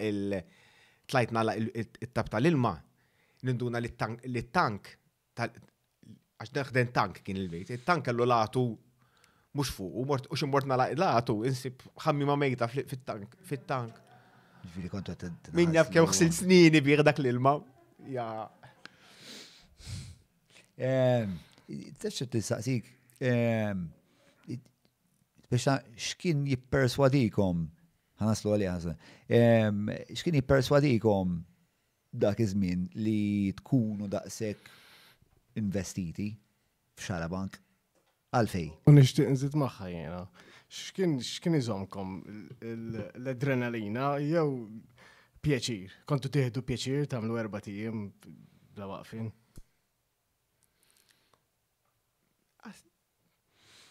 Tkun fija tnajlek jien minni meta nagħmel oġġett irrid naraħ sal-aħħar u rrid naraħ isir kif suppost.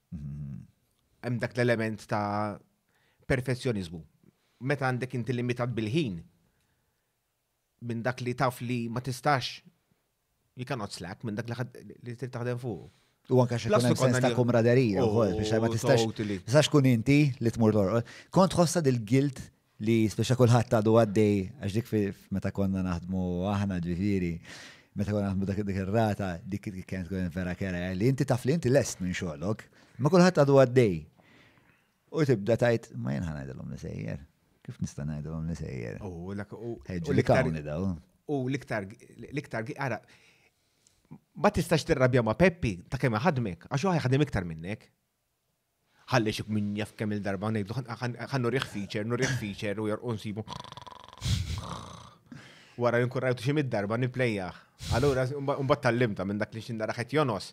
Għax jiena ovvjament iridu jarah, mhux ħaj noħroġ xi ħaġa.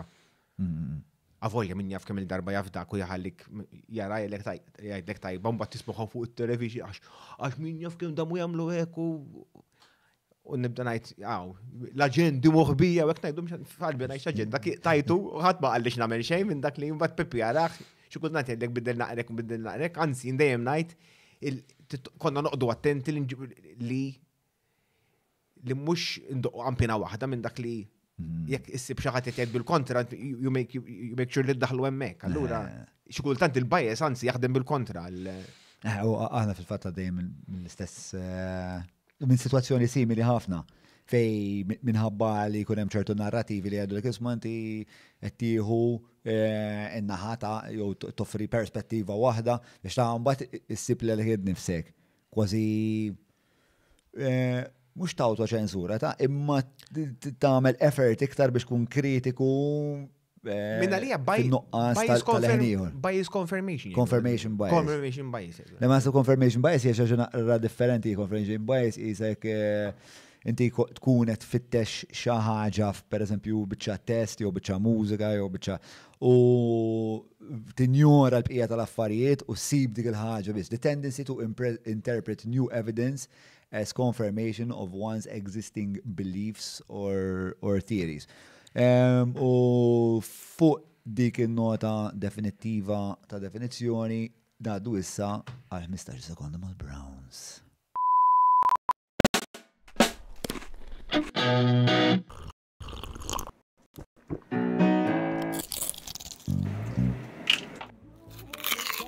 Know your food. Book your food test now. Browns. Mela, għana jidir li Adel għanda xie komment li għettadidni jek ma naraxx ħambati. Tabelħa, Adel, Happy Women's Day. Thank you. Li l-ekul nisa kolla, għana tulips, imma jtenħosna Rachel ta' testa tkun id, men intijom tulips. Ħanti jom l-mum bat wara. Ok, ħanurut, all right, Julian, ġibni l-kom tulips. Dik l-espressjoni taħseb li għadhom jifmu għannis. Malax, show of hands, jek najdilkom għet nħosni Rachel ta' testa tkun id, tifmux għet najt, Alright. ikonika. Mela. Għax jissilu l-waqaf dak. Ma kien parti kbira u kollu mill-pop culture ta' kismin. Għalek, Waze, peress li inti liktar wieħed doċ li romantiku u ġenerus minna kolla. Qassam wahda daw it-tulipani minna, jina da fil-għodu l-Amsterdam, bro. Bro, naħaj Katja. Alright, mela, Julian ħajsibu tilita ġdida fħajtu. Jixirqulu aktar Julian minni. Għana ġena, għonek? Ija, mela, il-komment ġej minna ħata Tanja Xiberas Kamelleri u Tanja tistqar jekk minn jisser żball kien propju l-internet li kiexef kollox għaliex wieħed mit-tfal meta kiber kien ħoloq sit u ħafna nies oħra kienu żvelaw l-abbuż li kienu batew minna huma l-Awstralja ma' Christian Brothers. Mhix ċert ma nafx. Infatti, il-film Orange and Sunshine huwa propju fuq minix ċert jekkux internet, imma naf li marru jfittxu il-dak, għax dak kienu jgħidulhom li ġenituri mejtin u abbandonawkom jew xi ħaġa. U mbagħad meta bdew imorru ta' adulti li saru bdew imorru jfittxu l-eruq tagħhom. Mhux tal jisibu l-eruq, isibu l-familji tagħhom hemmhekk. U mbagħad ġurnalista li kienet għenithom jikkuntattjaw kienu għamlu film fuqhom. Kontrajtu dak il-film. U infatti kont naf l-iskema kont smajt bija f'dak il-kuntest u plastika għadha Royal Commission u wara sirt naf li kien hemm 310 Maltin. Għalfej għażilt dak is-suġġett biex da l-ewwel feature documentary tiegħek. Stajt tagħmel feature documentary fuq kwalunkwe idea. Dik l-idea li ġiet, l-opportunità li ġietni dak iż-żmien, ovvjament minn dak iż-żmien mhux naħdem fuq dan kont infatti. Xi kultant xi ħadd jibda jgħidli għandi idea. Ikolli għab t-nejdu għan id-daħħala. Speċjalment nkun għaddej biex biċċa xogħol, għad ninħok rasi ħanna kif ħanamel biex. Dis ma jifmux naħseb. Kemm impenjattiva biex ideja minn ideja s-sawara f'xi ħaġa tangibli. U ħafna Randon. Vera nixtieq li qed għandu quotation vera tajbu vera An idea means fakol. Jgħaddi għandi business partner għandi business zaħir namlu affarijiet edukattivi fl-iskejjel u hekk. U kienu jiġu fuqna nies biex jgħidulna di għandi idea. U da peress li bnidem doċ li ħafna jgħidu. An idea means fuck all, my friend. U jkom. Il-laqak Marlon, kallu jiġi għaw il-lejla, teneru ħafna. Daqs kem kienu waqfun n-nis, taċara bank, ħanajdlek fuq xiex tamlu program. Diket nejdlek. Tismaħħa ħafna, mandiġ dubli tismaħħa intu kol. Ija, ifem, to be fair, il-veri kunem momenti fejtajt di vera idea tajba. Veri kien ħafna nis li introduċewni ma' nis vera tajbin. Sewa. Imma din idea għal-film naħseb hija differenti minn podcast, bro. Għal-film tantu impenjativ u tanti. Jien naħseb fil-fat li l-film huwa l-iktar forma ta' arti li tirrikjedi risorsi. Għax inti għandek il-kittib, biex ta' kittib, għandek kittib. Dan. U l-PR, palissa ħabib tiegħi kittib James Vella Bardon għadu kif ħareġ kittib bellet sa' t-tini wieħed s-sira ta' 5. Xinu l-ktib għamlu naqar PR għawek bxej? Mela, il-ktib jismu l-ewel wieħed di Sheriff's Catch, u t-tini wieħed di Rebel North. Għagġin sensila ta' 5 jisima Sasana Stone, historical fiction, ambientat fl-Irlanda, fi żmien l-Inkwizizjoni, Spanjola, morru l-Irlanda, Nordin. Xismu l-bnidem? James Vella Bardon, l-iskrittur Malti, jiex Sydney. Fatti, ta' skemm jismajt fuq il-ktib tiegħu sama fuq il-dokumentarju tiegħi. Sewa. U l-ktib jismu Sheriff's Catch l-ewwel wieħed u issadu kif ħareġ it-tieni wieħed Rebels North. Rebels North. Dal-kafel rajtu qatt ma qrajtu dak-ktib. Dak il-ktib dak il-kafel. Oxra vera sabiħa.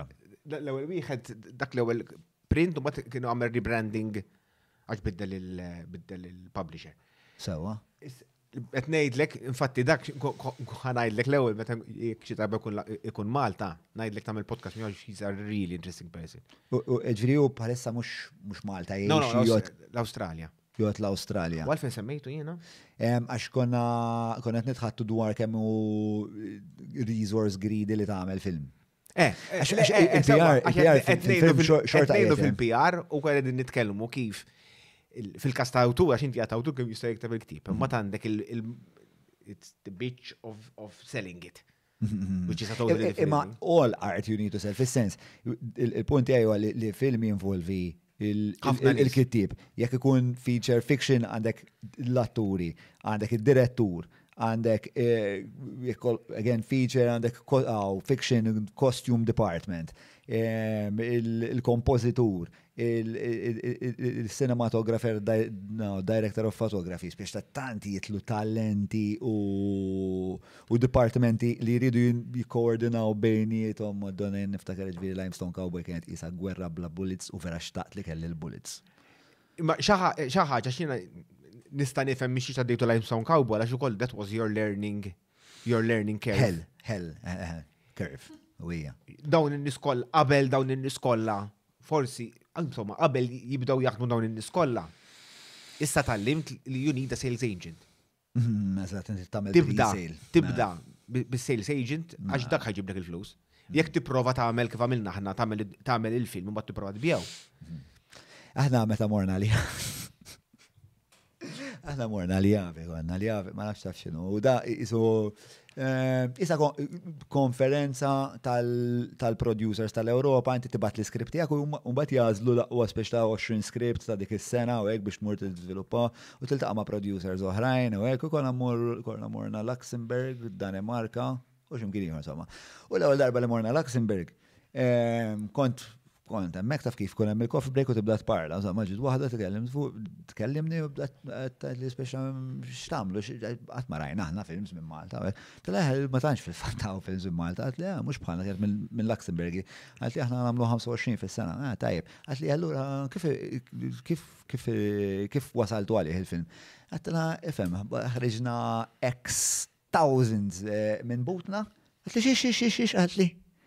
Qalt la ħriġna X thousands minn butna, għatli, hu paċenzja, stent sekonda, għatli, guys, isma daw, say it again. Tila, ħriġna, dal-punt jiena, diġa nħosni ġej minn pajis fej mannix legat ta' ċinema, u nħosni daqsek, daw kollha ġga minn rebaħ il-Silver Bear, minn rebaħ kan, tell them what you did. Għetna, we financed the movie ourselves. U kullħat jitħaq.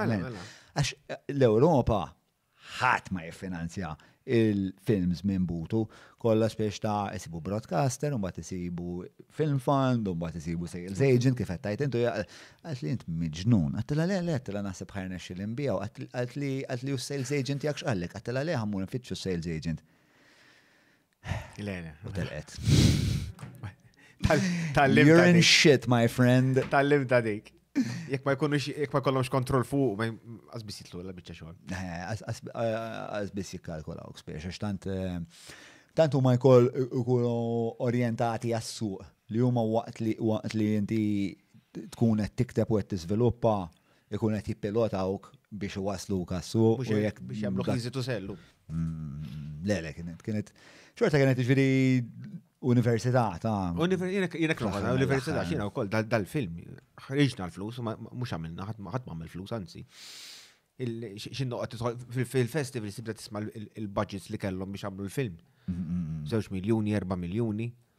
Jiena nibda ngħid alla ħares ngħidilhom x'kellek tlaqqat. Mix-xejn li x'għamilna mix-xejn aħna. U ħasra taf x'nibda ngħid jiena qegħdin f'pajjiż hawn talent li ma bħalu. Namlu l-mirakli, ħares lejkom jiena il-prodotti li tamlu intom, naf li tamlu mix-xejn, kważi. Le, comparatively mix-xejn. Memx miljoni involuti, imma jidru daqs li kiku kellhom il-miljuni, il-valur tagħhom huwa hemmhekk. U nibda ngħid immaġina dawn in-nies ittihom il-flus. X'jistgħu jagħmlu. U l-istess l-industrija hu tal-ħasra. Probabbli ovvjament naħseb eventwalment ikollok il-prodott aħħar ikun aħjar u tbagħti inqas u naħseb il-fatt li tbagħti inqas biex aħna konna nagħmlu kollox. Tibgħu inti fuq is-set da l-wejza kien esperjenza biex l-affarijiet kien jarana isna mġienen. Alla tarma pereżempju darba minnhom men f'Limestone Cowboy hemm dik ix-xena tal-mass meeting pereżempju. 3 mitruħ ipperswadejnihom jiġu hemmhekk tajnihom naħseb €10 l-wieħed għall-ġurnata sħiħa jew xi ħaġa kienet. €10 l-wieħed. €10 l-wieħed għall-ġurnata sħiħa 3 mitruħ, 3,000 tal-budget, Madonna, 3,000 tal-budget minn fejn ġibuhom daw. U mbagħad ipperswadejt il xi ħadd itini xaba birra u speċa konna nimluhom bil-birra u hekk. Imma fl-aħħar mill-aħħar daw qegħdin hemmhekk awwissu xemx tiżreċ ġurnata sħiħa għal €10 biex da ovvjament disciplina zero. Min jahrablek le, min jahrablek la, u spiċċejt isnet il-teacher tal-kindergarten. Ejja law boy, hi, qed neħdu xot, ma tafx li qed neħdu xot ja ħasra. Kemm domtu tifilmja? Wis, naħseb għamilna 60 days. Li għax konna ignoranti jumma. Biex ma kellniex bżonn 60 days. Ma naħsibx Castello domtu tifilmja daqshekk imma. Castello? 30. Nofs. Suppost 30 un bat morna 36. Ġifieri, Problemi. Imma aħna wkoll ġifieri l-ikbar problema ta' Limestone Cowboy kienet il-script fil-fatt. Ma kellniex il-kompetenza, ma kellniex il-ħila li noħolqu script għas-sinema kif suppost. Bil-konsegwenza hija li we overshot. Isu naħseb 50% tal-footage li ħadna għasu żajnieh. Nistru. Ġifieri meta tara l-ewwel kat. Xħela. Meta rajna l-ewwel. Jina rajt erba minnhom il-kat. Li ħassejt li kellu li kienu wis lokali. Minn dak li meta rajtu sħabi l-Awstralja. Meta kien għadkom fil-proċess minn dak. Affarijiet li għalija kienu ovvi. Minn dak li għalihom it was not clear. Ekku. U titallem, u bat titallem it-teknika u ta' exposition, cultural exposition. Pero, ġviri, we learned the hard way, but it was definitely a huge lesson. U ġviri, enni għal-kollox, bat il-proċess anka dal-podcast biex ta' jgħinek biex kif tibni storja. Tibdi u once li tidra, when it becomes second nature, then the creativity starts to come out even more. U għax inti ma tix toqgħod tifoka kif tagħmel l-oġġett, ħa tifoka kif tagħmlu tajjeb. Mhux kif tagħmlu, kif tagħmlu tajjeb. Mhux kif ħasseb ir-riżorsa biex tagħmlu, speċa minn fejn ħadd iekol. Jiena għandna xi sitt xhur wara l-limestone bil-gvern jibgħat lil kaxxa tal-cornflakes u għandna it-salzett tal-bot. Imma that was. Imma għalhekk ħasra, għalhekk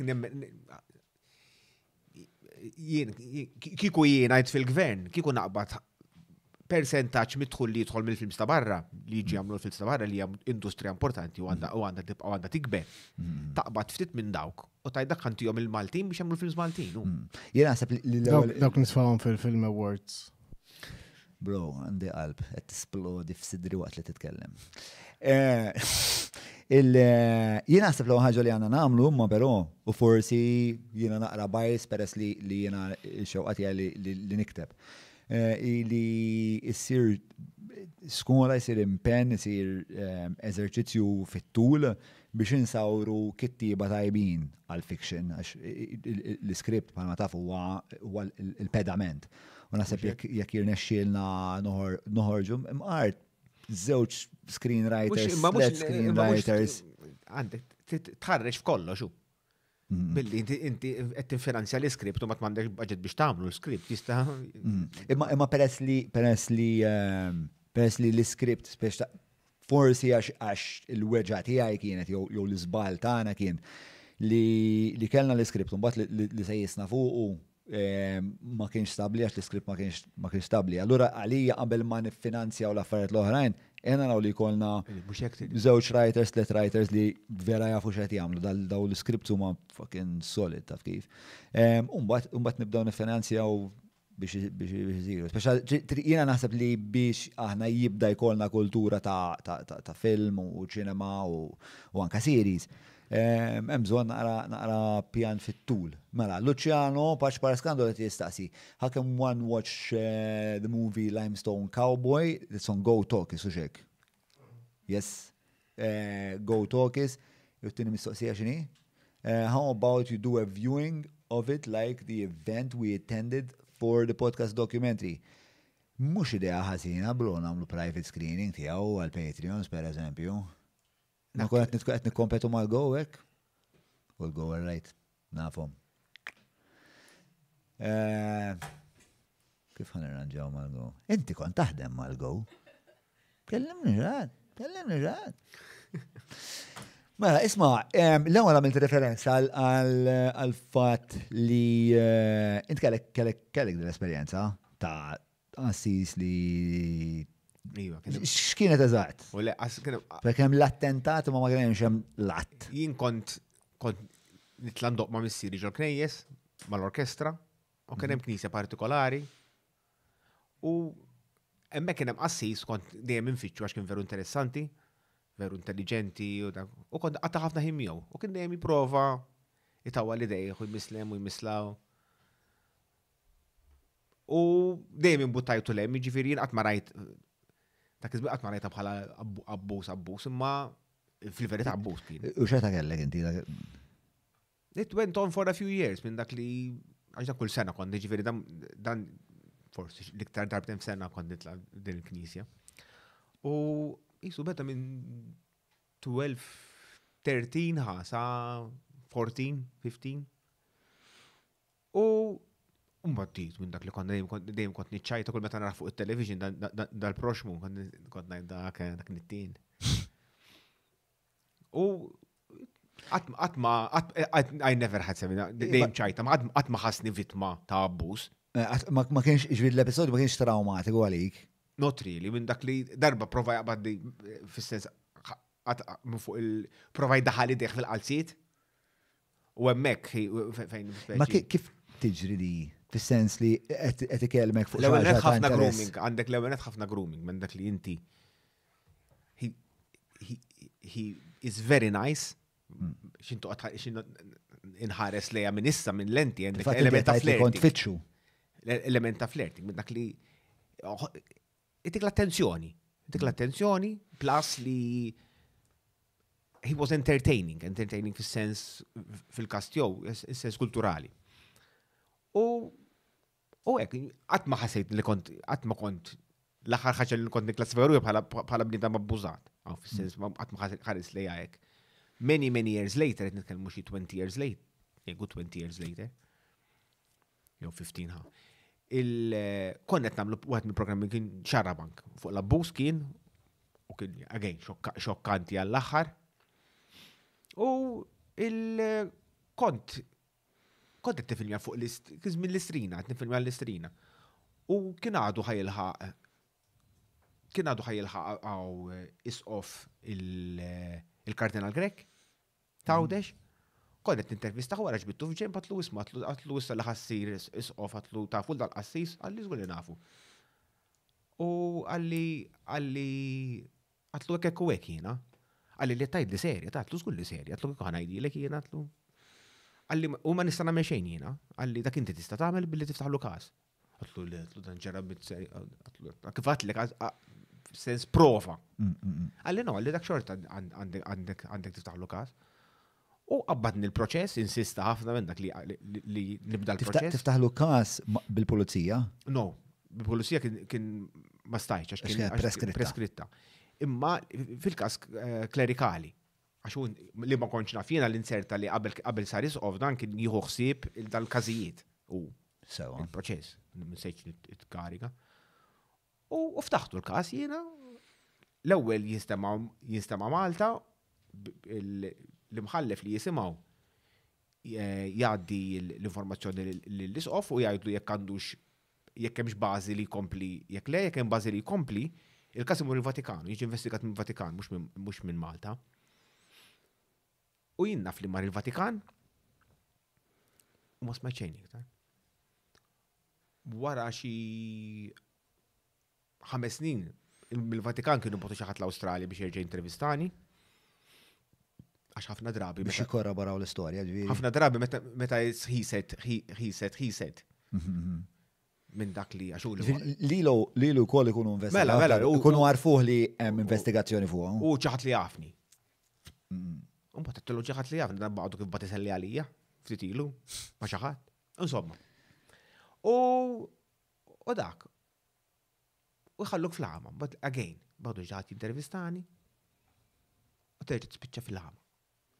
U bad dak il-silenzju qed ngħidlek itarxek.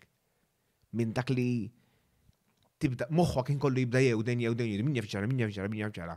Li tispiċċa xi kultant ossessjoni ġi kont noħlom bil-biċċa xogħol jiena, fa qatt ma ffettwatni qabel. Meta bdejt il-każ. U tipprova mbagħad jiena nsertajt wieħed mhux ħanoqgħod kwiet u kont inċempel il-Vatikan nibgħatolhom il-faxes, l-emails u frustrazzjoni qawwija minn dak li ħadd ma jaf xejn jiġri. Imma għalfejn kont daqshekk deċiż. Fis-sens għax inti qed tgħidli li ma kontx tħossok vittma, ma kontx traumatizzat. Għalfejn mbagħad la darba ftaħt il-każ kien sens ta' nuqqas ta' ġustizzja? Il-proċess, kif jiena,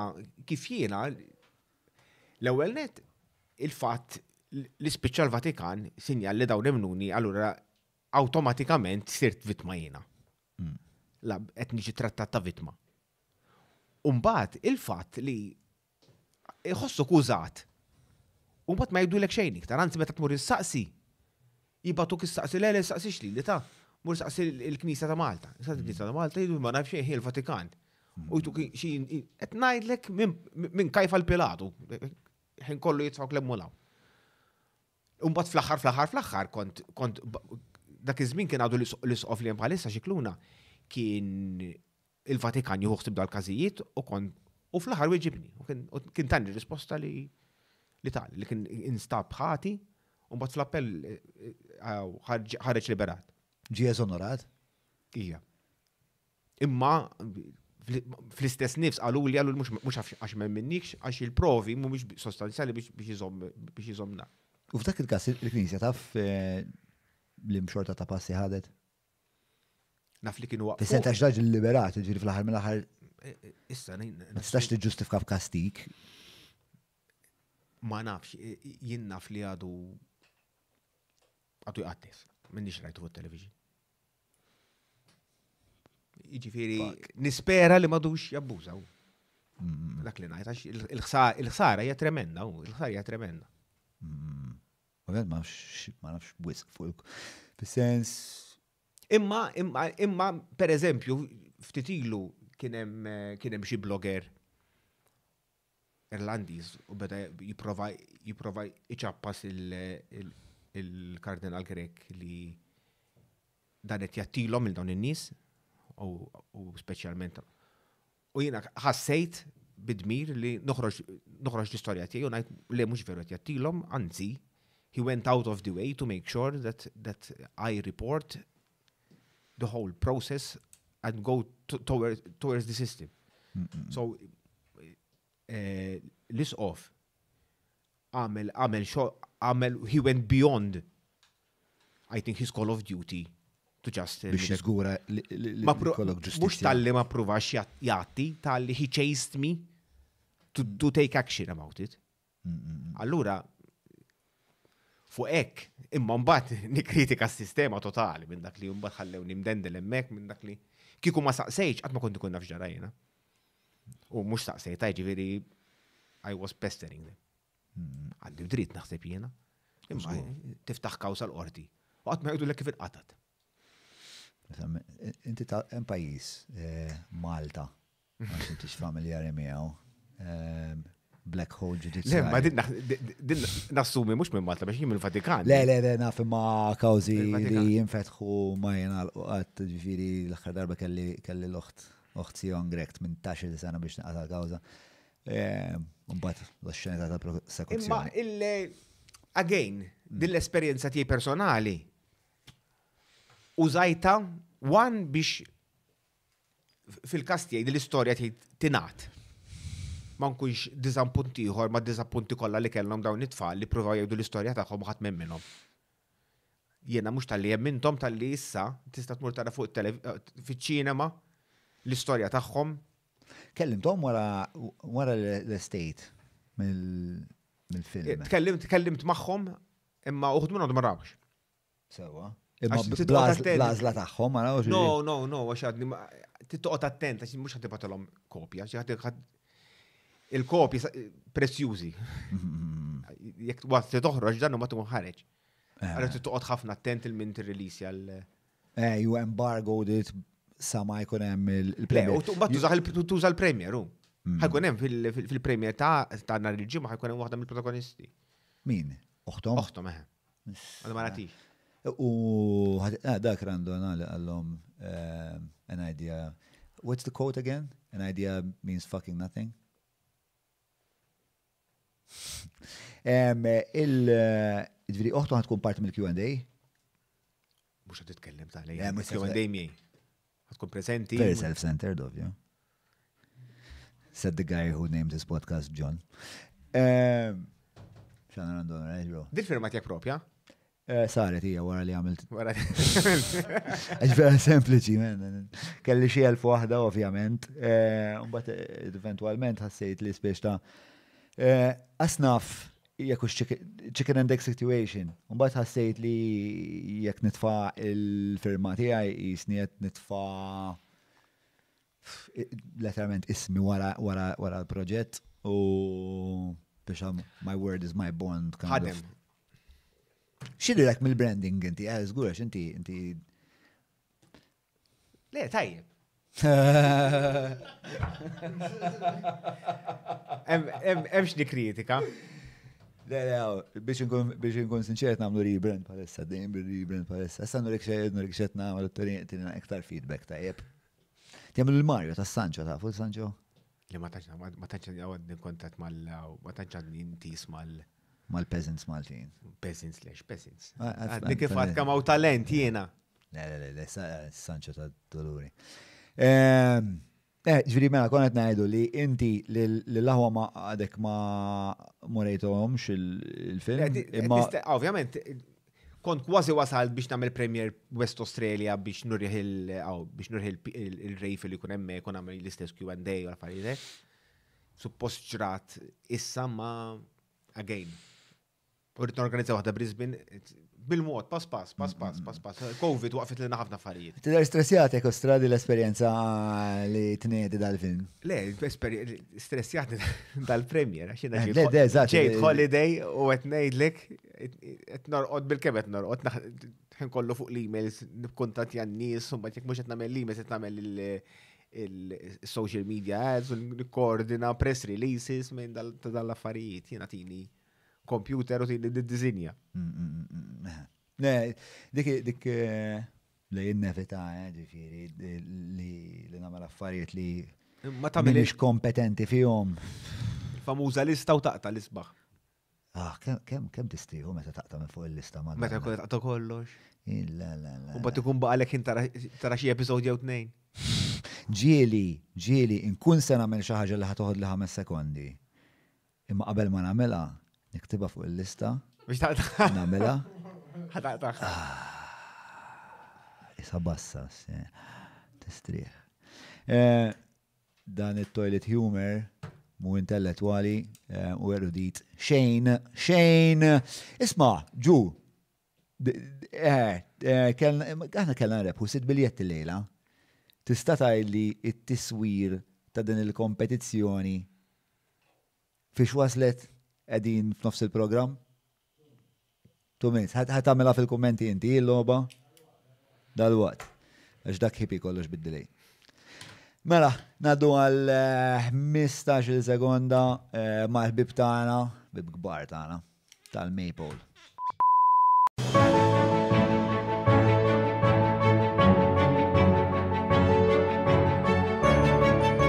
Il-ħobża tal-Malti, il-ħobża tal-Maltin, minant il-Maypole.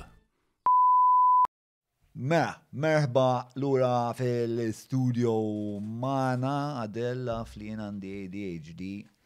Ikraħ, mela, nirringrazzja l-sponsors li jgħinuna biex ġimgħa nkomplu waslulkom dan il-podcast li dis-sena l-pjanu għalli ma jaqta xej. Anka l-sena l-oħra, ma vera ftit,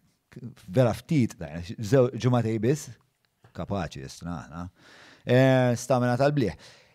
Team tal-bliħ. Grazzi l-Maypole, il-Hungry Hippie, fejkona jenu inti, dal-ħodu, għal-breakfast. Ikel tajjeb. Madonna, dal-ħodu għaxċaq. Inti ħatnejni, ma waħda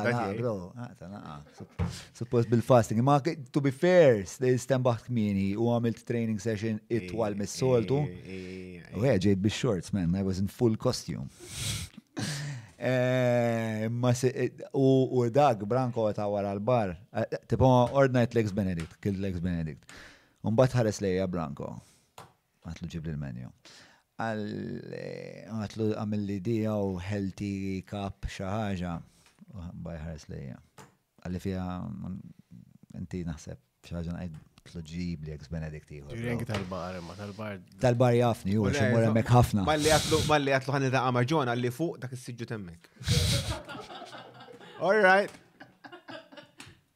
Għand il-parking space. Mela, grazzi u koll il-Browns, Derek Mees, il-ħbibtana tal-Vini għan Capricci, nfakkarkom fl-avveniment li se jittellaw fit-30 ta' Marzu ġewa Vini Capricci ġewa Għawdex u 31 ta' Marzu Marriott Hotel San Ġiljan, jina f'dak sankun, għax ma noqgħodx vera noqgħod viċin fil-fat. Grazzi u koll il-Kutriko E-Cabs Oxford House u l-Garmin għandhom il-fan ranġeja f'Ġunju. Issa l-oħra kavrejjanja, dis-sena qed nippruvaw nrawmu daqsxejn kuraġġ bejn it-tim u forsi nkunu wkoll parteċipi s-sena l-Ġuljan qed jagħmel il-Fidget. Pratikament sar Arnold Schwarzenegger imħallat ma' Fabio Spiteri. U għandna lil Adelli wkoll inti tagħmel ħafna eżerċizzju. Le? Bat il-boxing, le? Date sparring? Għadni ma nsertajx session wahda li stajt nisparja. Imma dal-għodu kontet nġilet mal-Jones. Kontet nisparja mal-Jones u tġilet mal-Jones? Kulħat tġilet mal-Jones? Le, kontet nisparja mal-Jones. Ne, Jones tifel talla. Namlu xie event iħor mi għamen, xie treasure hunt, xie ħagġa. Namlu team event. Team building mal-Jones. Fidi. Such a good guy. Mela, u isma, itfaw link fil-description, għamil ċolok. What a surprise. X'namberu dal-podcast ta' kurzita? Kwaħat ikollu namber te, ħanna namber ħagun assoċjati jina. Mela, 90 għet Disejn? Disejn, numru disejn. Dak kam ħatala ommi. Meta ħatala om? Nirħat. Wow, all right. Nilabu għom lottu. Tista tilabu għom lottu disejn? Ix-xieħa. Tal-lottu mux dik ta' tombla. Ix-xieħa 90. Ma nafx. Kont imur ħafna tombla jena, mannanna. Insomma. U 90 laqwa World Cup u kol kienet minn kienet il-fut Taljani, ma Italja 90, tiftakar l-Italja 90. It's a good number. Notti magiche. Insegment the goal. Għalawna. L-Arġentina, l-Arġentina għalawna. Gold ta' Maradona tal- Dak dak kontra l-Ingliżi, u kien. Iwa, għal-Ingliżi, ma l-Ingliżi. U xala bib minn l-Ingliżi. Titkellem fuq Italjani, Titkellem isni xi segwa xi kbir. Meta kont żgħir kont iffissat marit mejjet u mbagħad tilfu il-World Cup tal-94 meta baġġo x-xutja il-ballun fi stratosfera differenti u skoprejna li hemm multiverse għax il-ballun hemmhekk qiegħed. Għamilt mid-dar ta' tziju tiegħi lura sad-dar tal-Mosta jiena oħti imgeżvrin fil-bandiera tal-Italja nibku missieri jitnejjek bina. Bixxira. Tant kienet esperjenza traumatizzanti li daqshekk rajt futbol. Niftakar, ma kienet emozjoni kbira, ġviri niftakar meta skurja ma' Nigeria. Baġġo kien skurja ma' Nigeria, la fil-quarter final u fil-semi final. Skurja tipo xi 98 minute u ġab id-draw. Bro, ħrix barra fitri, ġifiri najjat u dħabbat fuq il-bibbin tal-ġirien u nċempel il-nanti għax dik ma' l-Ingliżi. Emozzjonijiet, trill kbira. Kem baqgħet xikultant nara nies jitkellmu fuq it-tim tagħhom, jisom tagħhom. Għax trajna dak u għamilna hekk, Interessanti, jiena affaxxinat ħafna b'di l-idea ta' kif wieħed jintegra l-identità ta' grupp fl-identità tiegħu u minna titnissel ħafna tribalizmu fil-fatt anke Malta tara fil-klabs tal-banda, tara fil-futbol, tara fil-politika. Konna għamilna dokumentarju Nomeri kien jismu Madonna versus Madonna. Fuq żewġ tewmil. Nelja l-imqab Madonna. Għal-tarxin għandhom somma għandhom il-Madonna tal-Ġinju Santa Marija. Dak l-imqab Madonna. Erġajda. L-imqabba, naħseb Insejt. Jek jista xaħat naqra iktar teologikament. Tew min wieħed ma Madonna li Madonna oħra. U qed ngħidlek jaqlaw il-ħabar xulxin ma mmort nifilmja il-marċ ta' filgħodu jinkulu xulxin. U kien ġi mxandar dal-dokumentarju? Imma l-Italja kien ġi fuq ir-raj. Jista' jkun Madonna tad-Duluri u Madonna tal-Ġirju? Jista' jkun. Naħseb dawk huma. Ta' fejn hu da? L-imqabba. L-imqabba. Sewa. Imma intom kontu qed T-produċu hintom dal. Iwa, konna minna sensila, kien jisema Central Express, konna minna sensila ta' sitt dokumentari minna li, wieħed fuq Madonna versus Madonna, fuq il-klandestini, konna minna wieħed fuq Għawdex, konna minna wieħed fuq Caravaggio, kien veru interessanti. Nara fuq xkienu. Imma da biex il-produzzjoni kienet tar-Raj?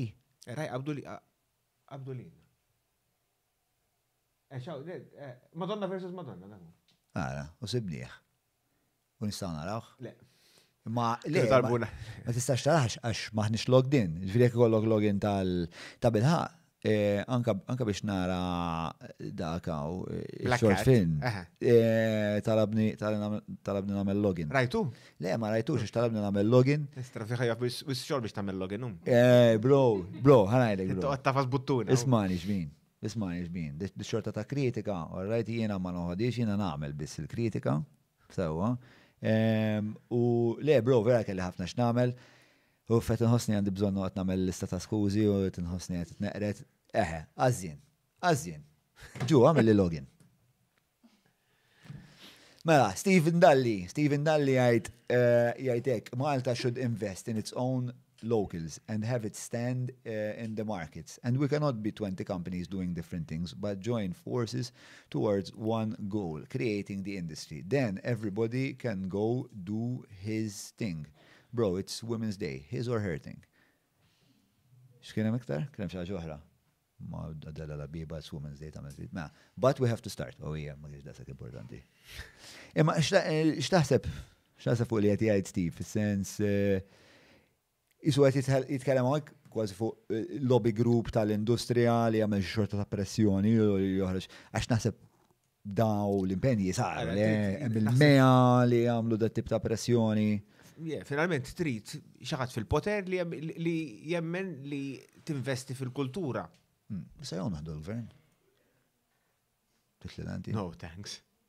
Tamel branding. Dejjem ċajta li fat kurjus li imissu bada l-film b'xi mod jew ieħor. Seba li konna bil-qiegħda fl-istess klassi fil-Prep 2 Sara Luigi. Ġifieri seba laħna, producer, director, cameraman. Dawn konna fuq bil-qiegħda fl-istess klassi. Mbagħad kien hemm tliet oħra mill-klassi li b'xi mod jew ieħor kienu involuti jew kienu ġurnata filming magħna u għenuna jew hekk. What are the odds? U fejn kont skola anti? Sana Luigi. U dejjem ngħid l-annata tagħna tan-92, annata tajba għax ma ħarġux politiċi. Għax minn tan-91 ħareġ Joseph Muscat u minn tan-93 ħareġ Robert Abela. Jiġifieri aħna fin-nofs aħna avukati ma ħarġux. Sorry, mhux avukati, politiċi. Avukati ħarġu.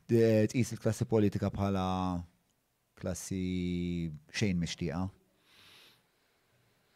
Inti toqgħod l-Awstralja x'għal bibek qed li trid.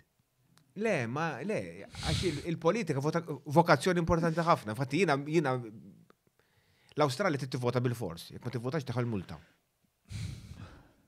U hemmhekk jekk jirriżenja xi kandidat jew imut, trid terġa' tmur tivvota lih dak is-sit. Mux bħala għek jiftħu l-kaxxi jirġu joddu number 2, t-reġa tmur t-vota.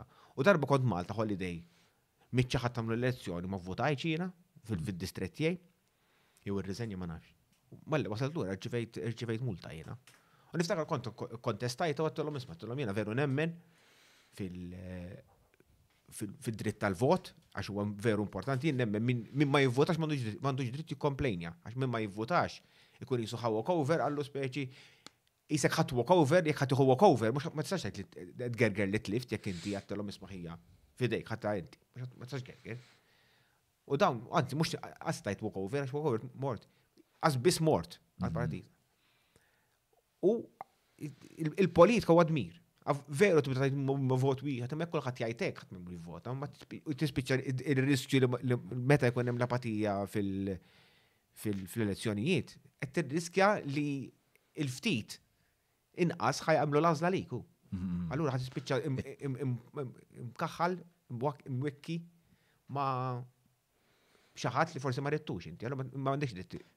Il-problema, fis-sens, dik it-tendenza Malta dejjem qed tikber. Fis-sens li inti jek tara bej 2013 u 2022 kien hemm waqata ta' 10% li hija Għax aħna Malta kienet- enormi. Malta minn dejjem kienet kbira minn dak li meta li kollok 95 min is-sejers ball in the high 90s li marru jivvotaw tal-referendum tal-Ewropa u l-elezzjoni sussegwenti. Ekku. Aħna dejjem konna jisu 92s, 95s, dejjem Which is nemmek. very, very, very high. Sal-aħħar elezzjoni kienet 85, li għalliċ kien voter turnout mis-66 u perswas li l-naslu għal Malta referendum tal-Europa ħanerġaw naraw waqa iktar u Nbidlet ħafna, Malta minn duħallejta nbidlet ħafna. xinu l-gbar il-mikrofon tiegħu ta' jibqiet jew titinresaqulu ħarira. Ħares u jiena. X'differenzi rajt? Inti tiġi tmur ħafna. Kull sena. Imma Kull sena ġifieri- imma 3 snin tal-Covid waqaft, imma xi ħaġa impressjonanti ġifieri il-krejnijiet u l-bini. Ħadd kost l-opening ta' min imissu. Veru ħadd gost nagħmel għax qed ngħidlek it was a satiric minna nnifisha messaġġ tar-real ta' Maltija. Jackhammers, storbju krejnijiet u nies jħarbu minn Malta. Da li eżodu. U fil-fat parti mill-konverzazzjoni li xtaqti kolli miegħek u li fil-fat ħajkolli issa, hija msejsa madwar di, jew torbita madwar di l-ideali, speċa l-aħħar sondaġġi li qed naraw dejjem iktar żgħażagħ Maltin iktar irdu jitilqu. Ġifieri naħseb l-aħħar figura kienet xi 70% taż-żgħażagħ qed jgħidu. Sejra. Ija, mela, l-aħħar sondaġġ li għamlu Ernst & Young, jekk jogħġbok, li qed jgħidu li x-xewqa tagħhom huwa li speċa jasal żmien, forsi la jlestu l-edukazzjoni, sejta sa bl-xorta ta' periodu bdew jgħidu. Imma 70% bdew jgħidu li jixtiequ jitilqu mill-pajis. 60%. Almost 60% of young people in Malta would rather live in another European country according to survey released on Thursday. Ifhem Malta għandek realtà ta' ċokon tal-pajjiż għandek il-limitazzjonijiet. Infatti kull Impliċitu fil-ġeografija tajt. Ija, minn dak li jiena ġieli niġi bidejat mill-Awstralja. Għajtu l-Ostra. Jinna kem kelli konverzazzjoniet ma' PJ. Għanajdu, namlu xaħġek, jgħid li tinsix li għawek. Tamel xaħġa li ktar li jistajaw jarawa. Ara, xara banka tits maximum, xi 180,000 kienu jarawħ. Which was like really high, dak li titkellmu iktar minn nofs dak iż-żmien iktar minn nofs il-popolazzjoni. U dak fis-sondaġġi ma jgħodux it-tfal. U which was jista' konsider baljat imma very high numbers. And that's the maximum. That's the maximum you can get. Minn dak li għajdli inti, mentri l-Awstralja inti ħatamel riklam ħajarawh il-miljuni tan-nies, allura tista' ġib il-flus, tista' tiċċarġa ħafna. Għawek, għandek limitu ta' kemm tiċċarġa. Fatti, nara minn nifsi meta nagħmel xi biċċa xogħol għalaw, dejjem ngħidulhom irid niċċarġa Maltese money, mhux Maltese rates. Okay. Ġifieri, mela, l-ikbar distinzjoni li ngħid li kien hemm żvilupp rampanti. Għandek idea meta hekk l-ewwel darba li ndbaħtu għad Madonna kemm hija rapida dil-bidla. L-iktar li rajta, ovvjament, rajta gradually għaxina kull sena niġi ġilġi iktar minn darba f'sena. U fit-3 ta' Covid waqaft. U jintrabbejt nex qudiem wit. Li ħajti kollha tfuliti kollha nella b'żajn il-wit. U issa b'dal-wit bdew lukanda. L-imwitu.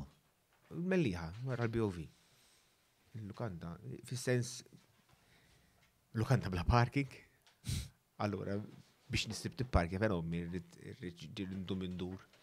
Nallan l-garax xi parkja qudiem il-garax, imma xi kultant jekk ġeħija. Le, da policies vera bla sens, ġifieri. Terġa' lukanda bla parking fuq art li sena nsibu użu ħafna aħjar li għana nsumi. Ma nafx eżatt x'inhu ma' dettalji ġifieri jista' jkun forsi ġeja mibnija, speċi ġiet tranġata, eċetera, eċetera.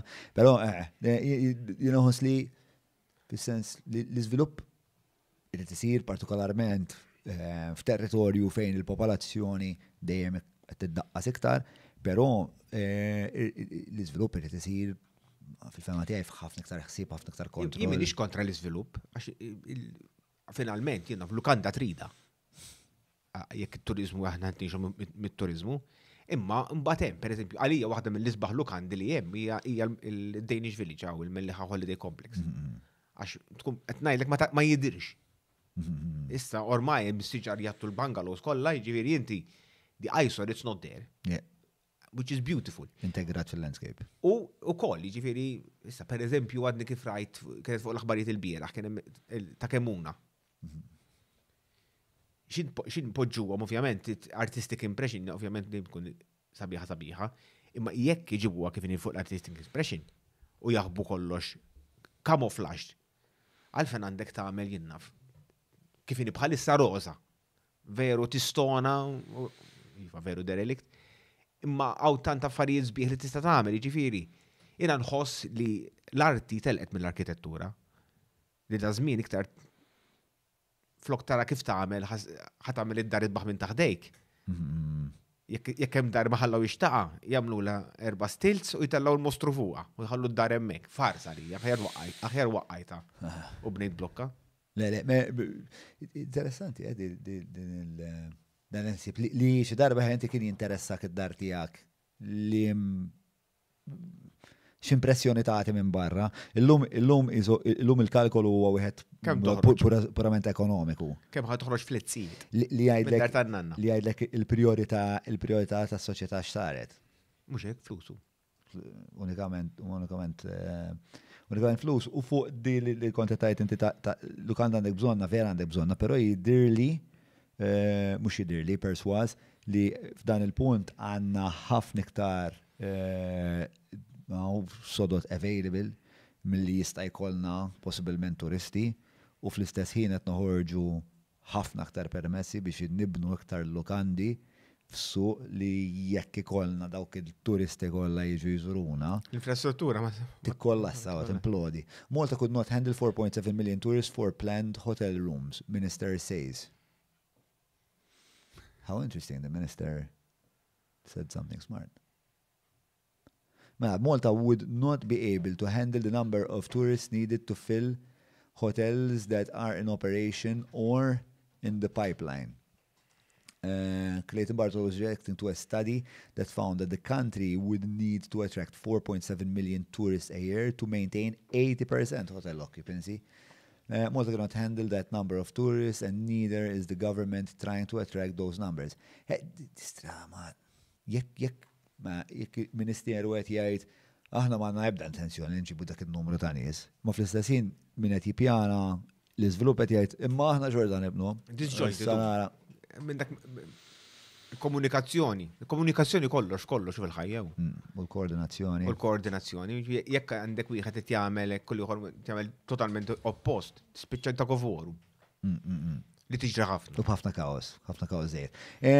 Patreon.com/John Malija, jekk tixtiequ tkomplu tgħinuna biex dan il-proġett ikompli jisir, ikompli joħlom u jikber u jwetta, eccetera, eccetera. Nistema jisni magna propaganda soċjalista. Nixtieq inkompli naqra fuq l-Awstralja, tipo dan il-kontrast. Ħanibda mill-bidu tal-istorja. Kif spiċċajt l-Awstralja, għalfej spiċċajt l-Awstralja? U xeta kellek biex kolli naqra immaġni jek?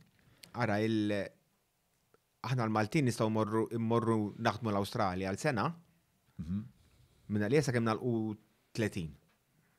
U jekk minister żbaret qed jipprovaw jistendu sa 35. Imma sissa sa 30. Il-gvern Awstraljan għamel deal ma' ċertu pajjiżi, Malta fosthom li tista' tmur taħdem sena l-Awstralja. Ma tistax tagħmel iktar minn 6 xhur taħdem ma' l-istess post biex inti issib jobs seasonal minn dak li mhux issib ħadd mu ħajtrenjak kun jaf li ħadd titlaq wara 6 xhur. Allora tmu jew ħeġġu waitressing, fruit picking. Min il-work, ġifieri huma laborers qed ifittxu fil-verità. Yeah, laborers. Okay. Imma wkoll tista' wkoll issib xogħol ieħor jekk xi ħadd għandu pjaċir. Jiena għas 6 xhur kienet 3 xhur nistajt naħdem mal-istess post. U għatħamurna mela qabel nara 30. U ta' 29 kont niftakar piġi kien weġġaj deħu konna morna l-isptar. Sa konet nistennew għatlu piċ, għatlu għat naħseb li immur namel ftit traveling, u bat immur namel sena l-Australia, bat namel ftit traveling oħra u niġi. Namel 6 xhur traveling sena l-Australia u 6 xhur niġi lura. Unkun dort id-dinja għax namel 6 xhur l-Asja u 6 xhur l-Amerikas. Dak kien il-pjan oriġinali. Għalli mela le għalli mux dejjem kun għaw xogħol għalik meta tiġi. U mill-kuraġġ. U kont mortu 6 xhur biex nasal l-Australia damu sentejn kważi. Għax wara li tapplika jkollok sena biex tidħol l-Australja, kont applikajt qabel għal 30, għalek kelli sal-31 biex nidħol. U tħalt minn nord tal-Australja, wara li dort sewwa l-Indja, Nepal, Southeast Asia. Dom biex tidħol għax bat fittex l-avventuri u għabba il-proċess burokratiku. L-avventuri, applikajt online, kont il-Vietnam met applikajt, u s-kem wasal Thailand ħarġet applikazzjoni. U wasalt l-Australia wara kważi sentejn, sena u 9 xhur biex ikun eżatt. U wasalt l-Australia, bdejt mill-fuq, xtrajt camper van, dort l-Australia kollha mill-7 xhur indur, u bat veru spiċċaw l-flus, 0. Un bat niftakar kont, anzi, minus 300 biex nkun eżatt fuq il-credit card kelli. Kont bdejt insaqsi ħanara fil-laħjar n-nistatilja, u Sydney kien l-iktar li kien hemm opportunitajiet. Un bat poġġejt biex nerġa' nibni ħajti. Ġifieri inti minn kellek il-permess biex taħdem ma ħdimx. Le. Għadd iddur. Għamil 7 xhur, bat kien baqali 4 xhur visa, mhux hekk jiġu. 5. 5 xhur visa u għamilt sena, għamilt xahar fit xogħol għax ma rridx jiena rrid naħdem fl-industrija, ma rridx. U dejjem kont filgħodu nidħol napplika kull job li nista' napplika għalih u mbagħad daqshekk ninsa li qed nfittex xogħol mhux noqgħod newden fuq kolli xogħol. U immur nivvjaġġa, mmur hemm, mmur hawn, tallimt insajjar, relax, rajt ħafna television. Waħdek kont? Ma kontejx ma sirx Maltin oħra. Ġiri dan it-tour bil-camper van? Le, dak waħdi. Nofsu waħdi u nofsu mommi missieri. La. Kallhom 75 u 73 respectively. Le, mhux respectively, għax il-papa 75 u ma 73. Xi perswadihom li jiġu fuq din l-avventura ta' dik l-età? Għax għattilhom kindom tinġennilhom qed ngħidlek esperjenza, waħda mill-isbaħ esperjenzi ta' ħajti minn dak li tqatta' you're forced to spend 7 months locked in a tiny box. Dal-istudio, kollax, etnajlek, id-daħk li tħakna, għajjajt, għaxin kont namel kollax, mungħin, anzjani, rridina nara fejn u għek. U għatma kellna pjan fejn immorru, jien kont najdilom, għara, jina, il-motto tal-vjaġġar tiegħi diska ta' George Harrison, jisima Any Road. If you don't know where you're going, any road will take you there. Allura, veru, għamilt il-vjaġġ kollu minn pjani. Fil-ħodu faħammur illum. Min jekk il-darba, kikollok taqbat mappa u tħazzes femmort, chronologically, naħseb tifel ta' sentejn jagħmellek xi ħaġa iktar konsistenti milli daqemmek. Għax tmur. U x'kien jattirak, ma x'kont tajt, x'kien jipperswadik li dan huwa l-post li jmisslik fejn mur u kont qed fittex ħaġa partikolari, jiġifieri. No. Esperjenza biss. Just esperjenza. U mbagħad jiena wkoll li kien ġrali jiena maħġena tkun workaholic taħdem where's everybody. Daħħaġuk mill-gaġġa. Dawk is-sigħat kollha. U f'daqqa waħda issibru hekk l-Indja. M'għandek xejn x'tagħmel. Ħlif tara fejn ħadd murada. Wow. Kattini rasi. Kien tagħtik rasek fis-sens negattiv? Rid nagħmel xi ħaġa minn dak ma nistax ma nagħmel xejn. U qabel naqa rewind. Mela jiena kont l-istrina ta' 2004 kienet l-aħħar il-litra ta' disenja tiegħi qalet li l-istrina hija l-aħħar job li ħanagħmel mal-Reserve ta' 2004. Dejjem mill-ewwel istrina kont għamilthom kollha jiena dawk. Mill-ewwel waħda sa 2004.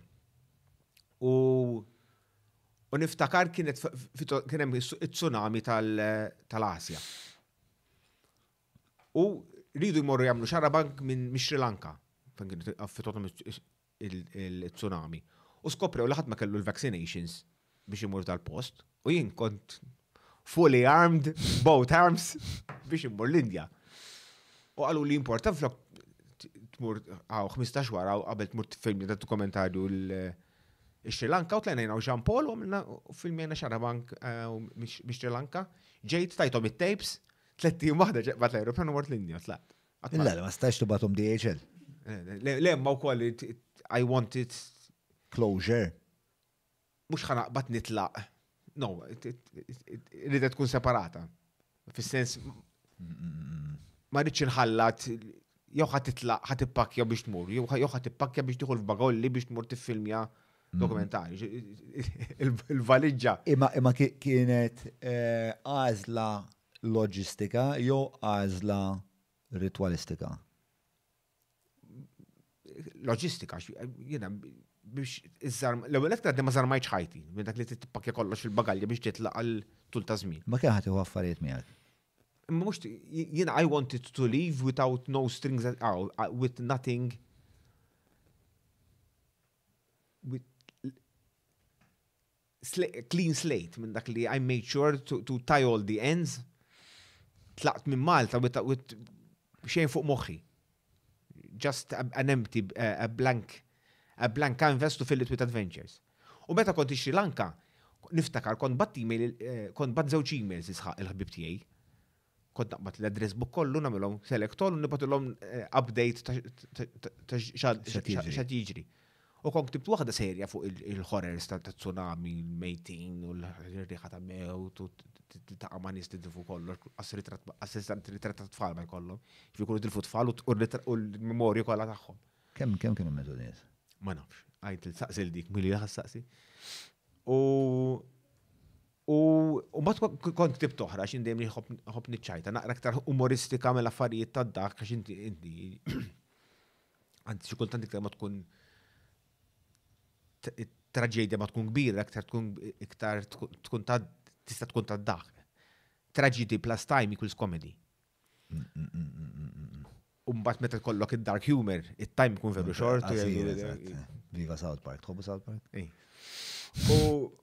U kienet naqra dark humor it-tieni waħda.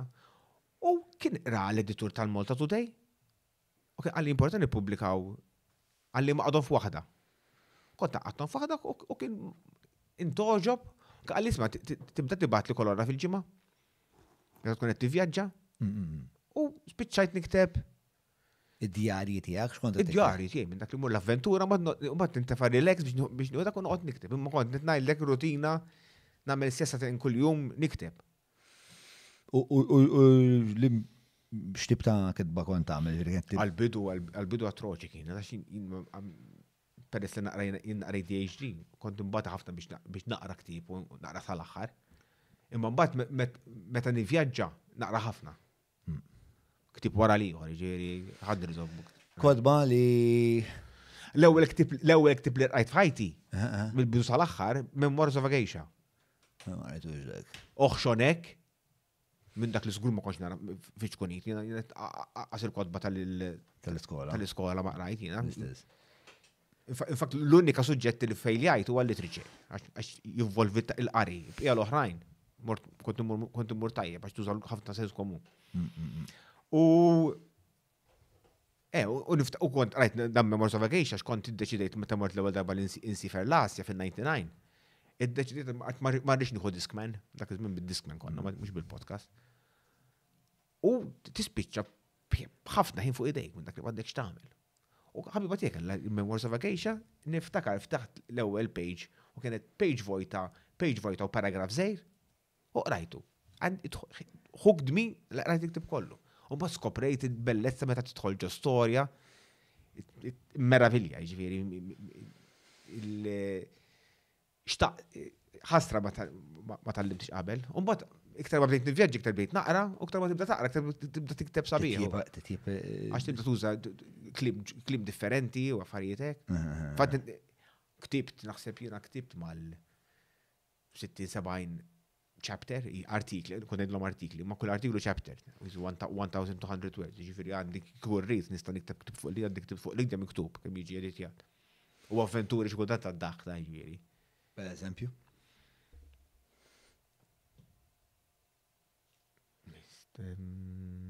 Ok. Kont il-Vietnam. Kont fuq bas u il-tqajt kien hemm waħda fuq il-bas dejja u talent noħorġu niklu l-lejla. Għalti Kont tafa, żomm. Le ma konniex għamil fuq il-bas. Ma tħaltilha ġifieri qed nifhem sew? Tħaltela jiena.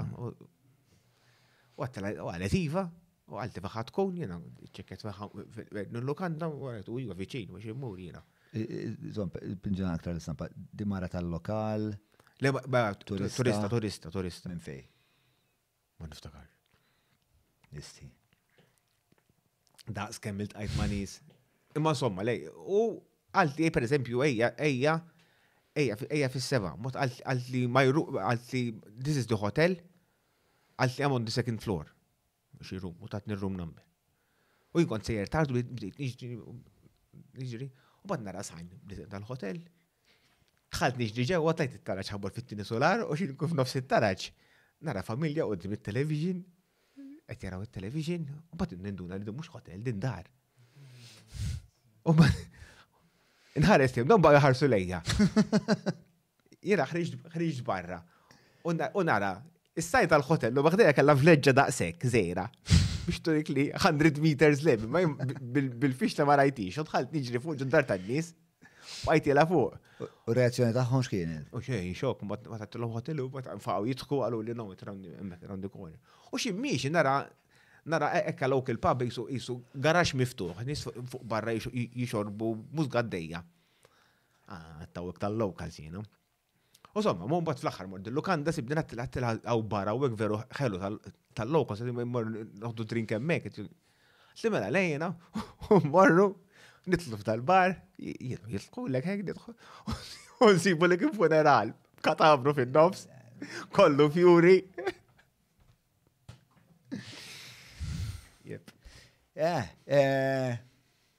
X'kienet iktar ħaġa challenging spiex ta' fdili biex ġinti l-ewwel għamilt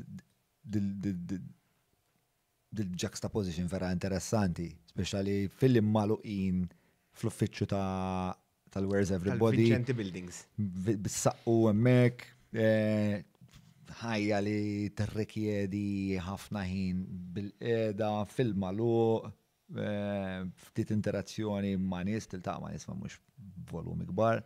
B'daqqa waħda esponejt ruħek għad-dinja, speċa kważi qisha l-istorja ta' Platun. Meta joħroġ mill-lar. U qed ngħidlek l-ewwel darba li esperjenzajt freedom totali, libertà assoluta minn dak li l-unika uġi ħtaras. Faħat murada. U xikultant Ma kien hemm ansjetà fiha l-affari? Xejn.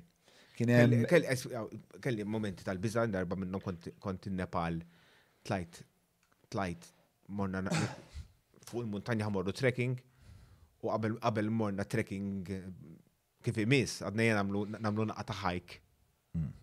U muntanja żgħira raden ma nibdew il-muntanji biex tippruvaw mhux hekk. U sibna waħda good for family minn dak li taqbad karozza toħdok fuq il-qoċċata u mbagħad tagħmel 4 sigħat niżel l-isfel in-niżla. Niżlin jiena ħabiba tiegħi. U kultant jgħaddi xi ħadd isellimlu tgħidu namaste. Għadda u tnejn iżex irġiel qed tilgħu namaste, u namaste.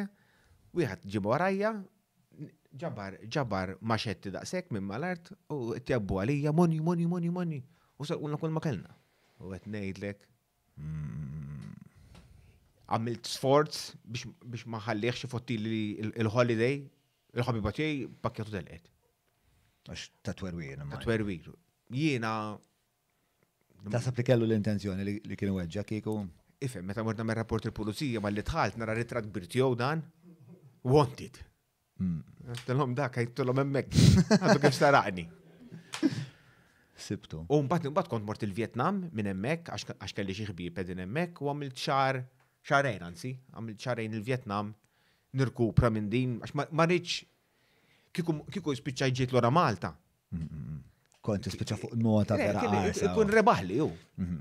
U hekk it's just another story, another chapter in my book. U mbagħad mort il-Vjetnam U malli wasaltem il-ħbib tiegħi kien ħabbiba tagħha kienet sejra tivvjaġġa, għatlu you can take my room and these are the keys for my motorcycle if you want to use it. Qatt ma kont motor f'ħajti jiena, bil-mod m'għandek bżonn liċenzja. Għax dan motorino mhux xi motor. Bil-mod il-mod ċeċew u tallimt u hemmhekk il-500 motorcycles to one dak iż-żmien kien. 500 motorcycles to one ġivi. To one car. Wow. Ġivi toro muturi bisis, muturi bis. U tallimt jien, u għamilt sena il-Hanoi, il-kapitali tal-Vietnam, u mbagħad wasal iż-żmien biex nerġa' nkompli nivvjaġġa. Kont bat il-traveling book, għax dak iż-żmien mhux bl-internet, bil-traveling book. U nara ftaħt iċ-chapter ta' Vietnam u l-ewwel chapter kien no matter how experienced you are in driving motorcycles, do not drive in Hanoi. Too dangerous. U għal-bjattilhom jien tallimta u jiena. Ġesu. Kienet, fissajt kif dejt tispiegali li they were 500 to 1 u tara spiex ta' għatma mort, ma tara kif. ħanajlek kif id-deskrivejta fil-artikli tiegħi. Dak il-kaos li tara f'daw it-tip ta' it-traffic. Il-traffic il-ma niżel. U xintaddi subajk hekk l-ilma jibqa' niżel idur ma subajk. U inti, in-nies, jaqsmu triq. Just jibdew mixin, inti tarhom u ħatevitom. Fatti, jekk tittoħloq accident, aqsa bit-triq qed hesitate minn dak li għamel iqaf naqra. Bum, ħatoħloq chaos. Mentri jekk taqsam u tibqa' dejjem anke motorway ta'. Tara n-nies b'xi ħmara dejjin in-nofs u kulħadd idur madwara. Inti sempliċement mistenni timxi f'linja dritta bl-istess pass kontinu ħalli aħna nistgħu nikkalkulaw fejn morru fil-kuntest tiegħek. Interessanti. Mela, isma' ħanadi għal-messaġġ minn għand il-ħbib tagħna tal-Hungry Hippie. U meta niġu lura xtaqt titħaddet naqra miegħek fuq l-esperjenza tiegħek ta' missier. Ovvjament hija xi ħaġa li jien għandi ħafna interess fiha. Partikolarment għax minħabba li dispożizzjonijiet tagħna kreattivi, speċjalment nara kif integrajthom fil-rwol ta' missier fil-personalità tiegħek. Mela, tlaqna messaġġ man Ryan.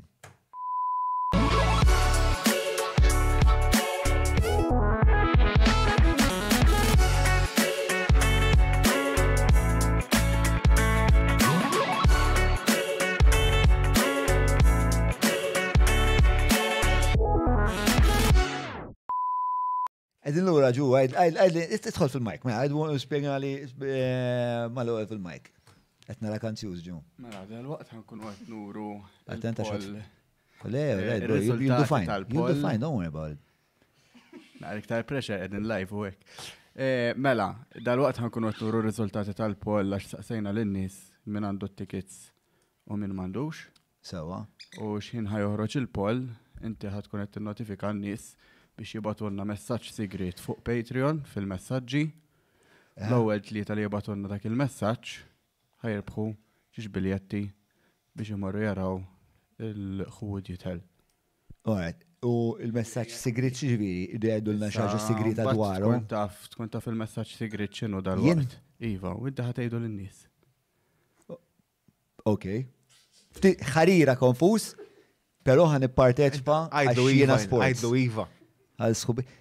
Fil-fat, l-lum għalaqna kem, l-lum kienem l-anniversar tal-Għajdu Iva, konċidentalment, ta' li tħallna fl-Europa. U vera. Għadna l-1500 patrun u koll l-lum. Għajdu Iva, l-1500 darba mela. Anyway, jekk tridu t-parteċipaw fil-kompetizjoni, kem titlu fuq patreon.com/John Malija. Alright, imma, id-nies li huma parteċipi fil-poll, huma wkoll patruni, qed nifhem sew, jew il-Paul ma daħlitx fl-istorja. Paul daħlek fed daħal il-Paul. Wara l-programm ħan nitkellmu ma' Julian. Alright, u l-ewwel tlieta min-nies li jibatulna messaġġ bil-kliem Who will you tell? Jerbħu żewġ biljetti l-wieħed. U xek, hekk huwa, ftemna. Mela, bażikament kull ma tridu tagħmlu il-poll x'kienex saqsejnihom. Titħajjar tmur tara d-dokumentarju Who Would You Tell, 96% għalu ovvja bro, u 4% għalu ġan the tickets.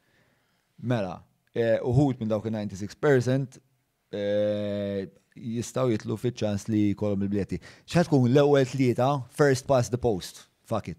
Alright, ma l-ewel tlieta li ħedlu fil-Patreon u ħajdu jibilna messaġġ privat who would you tell, ħajerbħu dawn il-biljetti. Sfortunatament bi ma s-sex kun parteċipi ma'kom.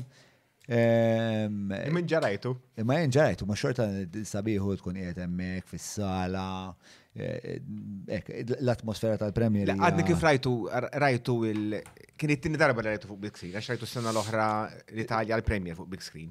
Differenti għall-aħħar. Apparti li u koll mbagħad jinqis nibda wkoll nidħol naqra fiż-żarbun tiegħek dak il-ħin nibda ngħid min jaf id-derri bħalissa kif qed iħossu deħlin in-nies, id-nies se jaħsbu. U taf li temmen li għadni nuħu għos naraħ? Speċjalment, ftit ilu hekk qed nlest il-file biex noħdu s-sinema. Għafas play ħanna naqra spot checking ngħidu mhux taħtaraħ kollu, taqabbes hekk. Imma sibtu rajt l-ewwel 15 minuta. Ek, waħaltu, bistax kellix namel, imma iżommok. L-istoria, dokumenta, trid jgħid l-istoria u kol bħala das li kiewet namel film, ġifiri bil-plot, bil-hook, unbat għandek il-point of no return, unbat terġa tibni, tella twaqqa, tella bl-emozjonijiet, u film tajjeb hekk jagħmellek. U xorta feħ. Ovvjament nkunet naraħ minn dak il-lenti wkoll, għalkemm nipprova niddivorzja ruħi minn dak il-moħħ analitiku. Le huwa evidenti li kien hemm effort kbir għal storytelling. U aħna il-fatt li assisin kollha li abbużaw il-brothers kollha sa mejtin. The obvious bħal ħafna dokumentarji fuq dan l-affarijiet, they go and affront the predator. Darba raj dokumentarju minna li Pollak kien fejn kien mara kienet abbużata minn qassis u marret sabitu f'dar ta' xjuħ, marret bir-raġel tagħha, poġġiet miegħu għadet tgħidlu qed ngħidlek bdiet taffrontaħ, which was qed ngħidlek gripping. Naf li aħna ma kellniex dik, allura tittoqgħod tara kif super creative how to, come to a conclusion that tied il-family story. Nasab dik. Let's not give away. All right. No spoilers. Qabel ma nbidlu suġġett, relatata ma dan ma dokumentarju u għanneddutu sabiħ. Fuq kif konna titkellmu qabel, fuq il-verżjonijiet, perspettiva tal-verżjonijiet. Mela darba f'xarra ma kiddeċidina nagħmlu programm propju fuq il-perċessjoni u kif il-rumors can twist facts. U għadna ġietna idea brillanti. Ġenjali li naqbdu żewġ atturi nitfawhom bil-belt. Ta' parsi waħda mejxa bil-handbag, jiġi ħalli li Israel għal-handbag u jitlaq jiġri lem. Umbat ikun hemm Abigail fejn il-qorti qed tieħu vox pop smajtux darba bil-belt biex naraw kif tasal minn bib il-belt sal qudiem il-qorti l-istorja kif iddur u x'sema u x'qalu dawk. On paper kienet brillanti. Ma stajtu sibu l-ħadd fl-uffiċċju min se jagħmel ta' dak il-ħallil. Il-volontier kien ovvjament John Mallija. Għaxa bigil għalet daħseb hija għamela. Hija jitlela dak xala bibu. Mela bro. U xebba lajd bro. Mela bro. Mela. My POV. Mela, Abigail għalti. Għajt iġġeja li John kien, jena ġviri. Who else, bro? Who else? Abigail somma ġietu għalti isma ċitta, ovvjament, fil-sens ta' attiva xe instamati idea speċa acceleranti u parti oħra ta' dak il-pjan li kellu jkun hemm bniedem iswed jiġri in parallel miegħi biex naraw jekk in-nies jgħidux li kien l-iswed li sara il-handbag. Nsejta ta' dettalji. U jien ta' ħabib twajjeb u ġenerus Jesus. ta' noffri u koll din l-esperienza l-ħabib Pakistani tiegħi li kien jismu Dawd biex ukoll ikun parteċipi f'din l-istorja. Ġis, wet jiġri. U ġi l-iswed. U kien hemm l-iswed ieħor involut l-istorja. U mela niltaqa' ma' dilatriċi u hekk insomma tela kien quddiem Cafe Cordina. Għattela issa jiena niġi, noħollok il-handbag, inti x'in nitlaq ibdajjat. Mbagħad kien hemm Mendi il-mara ta' Joe fuq in-naħa l-oħra ta' triq bil-getaway car startjata. Ovvjament jien il-lalla x'baż. Fl-aħħar ħanagħmel fiex taf kif Bonnie and Clyde. Nħu rankatura, qed nara Abigail qed tiffilmi hekk mill-bord, ta' parsi m'għandha xejn x'taqsam miegħi dak żmien ħadd ma kien. Ta' parsi qed tagħmlu Vox Pop ta' parsi. Ta' parsi qed jagħmlu Vox Pop. Nħu rankatura bro. U jiena malatriċi ftemt touch and go. Naqbad il-handbag u nitlaq. Imma ninduna li l-mara da attached mal-handbag. U f'daħħal jien fil-li qed niġru, fil-li ankra. Baddejt tal-handbag. U flok telqet il-handbag bdiet sejra, ajma, qed weġġani, ajma, fucking hell. U ovvjament jiena ma rridx tipo ġejt bej ħaltej, tipo jekk jiena saħniex bed bis-saħħa, iktar ħanur li jiena aggressiv u jiena l-aggressur. Batat fuck it, niġbed dal-ostja handbag u kif indur bro, nara triq kollek tħares lejja. Mil-kantu nira tajnejja bro, nara nofs it-tikka bar tal-belt ħireċ għalija hekk ostja. Uddim il-leġenda ċensu l-iswed. ċensu fucking l-iswed. Taf minnu ċensu l-iswed? Għandu daqqa ta' ponsoda ċensu l-iswed.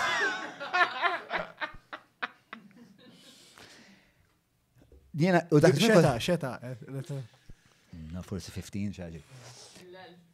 U le, 15 kellek U mela kon zaħir ħafna. 2003 forsi? Kelli kważi 20 mela. Stjadhom daqshekk baħna nien. 15. Taħt l-età 15. Insomma. Mhux ħanebatuk tista' il-belt ta' 15. Konna mela ħafna. Mela, u dak iż-żmien insomma kont fissat fil-Miami Dolphins, konna nara ħafna American football. U għat fuck it bro, tfaw taħt ħaddejk hekk u tlaqt niġri hekk jiena. U letteralment qed nara, ġifieri x-xena qed nara in slow motion. L-ewwel waħda li tipprova taqbadni mara. No problem. Għadda dejf. Daqqa waħda nħossit waħda u jekk id-dawarni. U kif indur hekk nara ponġej għal-wiċċi. U insomma, jaqbdu jtuni. Mbagħad miskin l-iswed li kien miegħi Pakistani jaħasra ferħan. Għallhom le, ċajta din, de kenditka, intu kol pufta. Pum. Bro, etnajlek spiċċajna, it-triq kollha d-durna, aħna nippruvaw nispjegawhom li di candid camera, mbagħad ovvjament Abigail Mallija, tista' timmaġna Abigail Mallija qed tara din ix-xena. Daħlet f'nofshom din jiena leb. Fuck it. It's all over. Don't worry about it. We'll go down with the ship. Experiment flop. Ija. Imma, tal-limt li mandaqat nisraq handbag il-belt. U l-attriċi ma qalet ġifieri. Le, bro, le. Taf laqas niftakar minn kienet U mux sanajt minn kienet l-attriċi, għax un bat wara ftakart. Imma le, ma vera, sorry? Nafliju minn mara, ma tanniku. Jek taf minn Thank you for the solidarity, I appreciate it. Has nothing to do with genitals. It's just poor behavior. Umbat ċamplu li ta' Times biex jamlu story. Umbat Times ġabu għalli kont hospitalized, niftakar. U kont vera ħattalija, għax jena kont vera gbur li ma waqajċ. U ċempe, ma dak iż-żmien it-Times ma kienx bħallhom printjaw għaspiex ta' talhom jiena rrid għalla correction jiena mhux vera spiċċajt li stajt ta' kelli xufta daqsa. Mhux vera spiċċajt mistam, jiena rrid. Ajma. Oħra tad-daħ. Tad-daħ hija dik jiena. Mhux tad-daħ. Lajċeba bħal dik. Thank you. Ħafna empatija minn ta' deri. Meta konna ġanna 3 winners? Skużani. Meta, thank you, nisperaw li joġobkom il-film. Minn ħajmur jara. Issa, tuqqani xannek mal-patroni. Lejna, Meta konna diħlin fl-Europa, konna kienem jina fejn kont naħdem il-Where's Everybody kienu parti fil-konsorzju li jorganizzaw il-festi il-Welcome Europe u il-ċelebrazzjoni tarftuħ. U fostom konna nidejna kanzunetta fil-port mal-Ewropej, kanzunetta u kienu qabdu li biex nagħmel music video. U jien kont qabbat il-Warren Brimmer biex jiffilmjaħ u kienu kantanti kienu Julie, Ludviku Julie. U għana simna ġurnata kien il-ħamis ix-xirka. U dan l-affarijiet, ġifieri, is-sibt kien hemm il-launch tal-music video aw tad-diska u waqt il-press conference lu jgħidu l-ġimgħa dieħla ħannidu il-music video. Mhux hekk, mhux problema. U mbagħad għatlu qed jagħmlu music video, għal int ħatamlu. Ġifieri kelli ġimgħa biex nagħmel dal-music video. Insomma, ħriġt niftakar kont innalaqt fil-kamra mill sija u nofs bid-disk on loop nismaħħa. Ħajġu idejat u peress li ċelebrazzjonijiet kienu kollha fuq projections fuq is-swar tal-belt. Qatt mela l-music video nagħmluh kollu il-kantanti jkunu projected fuq is-swar tal-belt. Allura ħafna nifilmja lilhom, mbagħad nifilmja swar, mbagħad poġġihom hekk, nilgħab hekk. Mhux vera għamilt il-projection, jiġifieri mbagħad fl-after. After, visual effect. U konna qed nifilmjaw u riċċot fuq il-breakwater, jien fuq dajsa ndur mal-breakwater u ma fil-ġempi kantaw. U dak il-breakwater dak iż-żmien kien għandu b'dan il-bridge u kien proprjetà tal-armata skoprejt li ma tistax mur fuq minn permess. U aħna nżilna hemmhekk, jiena moħbi warajhom bid-diska ħanafas play, warinu l-bqija din ifilmjaw fuq id-dajsa u wara ftit tal-armata arrestawna. Edin emmek domandi ma tistax u hekk u Warren. Għatlu ċempel illu biex jispjegalhom. ċempel illu, taħseb li għamel, mux ċempel biex jiprofa jirranġa, ċempel il ta' Times, ċempel il-dak, għax għandek storja emmek, fiċċana front page. Jikkapitalizza. Mux hekk fuq l-istorja. Insomma, un-bat minna u minnem, Warren kallu iċempel, minn kallu iċempel u. Kif kienet taħdem malu? Jina, dejjem ħad gost naħdem mal-lux, ma l-lux ta' feqqit minn dak li dak li għandu jgħidu l-ek għatma jomodu minn dak li u tkun ta' feqqit miegħu mhux doppja faċċa minn dak ħajdlek ħaġa ma tmur darek jagħmel ħaġa oħra affarijiet hekk, kont nieħu gost naħdem miegħu minn dak li very organized, jiġifieri tallimt ħafna organizzazzjoni minn għandu kif tagħmel affarijiet. U anke esperjenza jifhem, titgħallem jiena ħossni li tallimt mill-aħjar fil-pajjiż meta jitlu dal-affarijiet. Tallimt ħafna affarijiet. Iżda inti dik kienet l-edukazzjoni tiegħek, imma kellek pjuttost edukazzjoni tajba wkoll. Qabel tħalt il-Where's Everybody, kont naħdem ma' Broadcast Design Agency, kienet immexxi għamilna xil toħti, u fosthom għamilna ħafna rebranding minn hemmhekk l-affarijiet ta' branding, kont fost affarijiet TVM, il-One, ħafna programmi ta' television, fosthom Xarabank, qabel tħalt naħdem Xarabank full time. Kont ġabran jgħajtu jiena, għamilt il-logo ta' Xarabank dak xogħli. U insomma, mbagħad PJ kien qalli ħanamlu kumpanija jiena lu Peppi, qalli u nixtiequk impjegat. Kont wieħed mill-ewwel impjegati tal-Where's Everybody. U l-ewwel biċċa xogħol li ħdimt fuqha kien dokumentarju, sensieta dokumentarji sema kwarta kollox li qatt ma raw tajbin dawk, qegħdin fuq YouTube. Dak jipoġġa fuq YouTube. Le, ma qegħdin vera tajbin u kull meta jkolli ċans nitkellem dwarhom. Tkellimt ma' Mary fuqhom. Eżatt, Mary, James De Bono, Mark Tweel insejt kuljum. Mark Vella. Dawk it-tlieta kienu, eżatt. Per ta' Mintov vera tajjeb. Ta' Mintov vera tajjeb. U meta għandi wieħed fuq l-identità hemm mal-Frizzant fih. Kien hemm ieħor. Fuq l-identità Maltija. Kolla fajton fuq YouTube, fuq il-channel tiegħi ħanuri xogħli. U għadhom s'issa jsemmuhom. X'taħseb fuq l-identità Maltija? Issa Madonna dak tangent. Għandek raġuni ma interessani. F'nof storja. Skużani. Le, mela, konna fuq l-istorja tal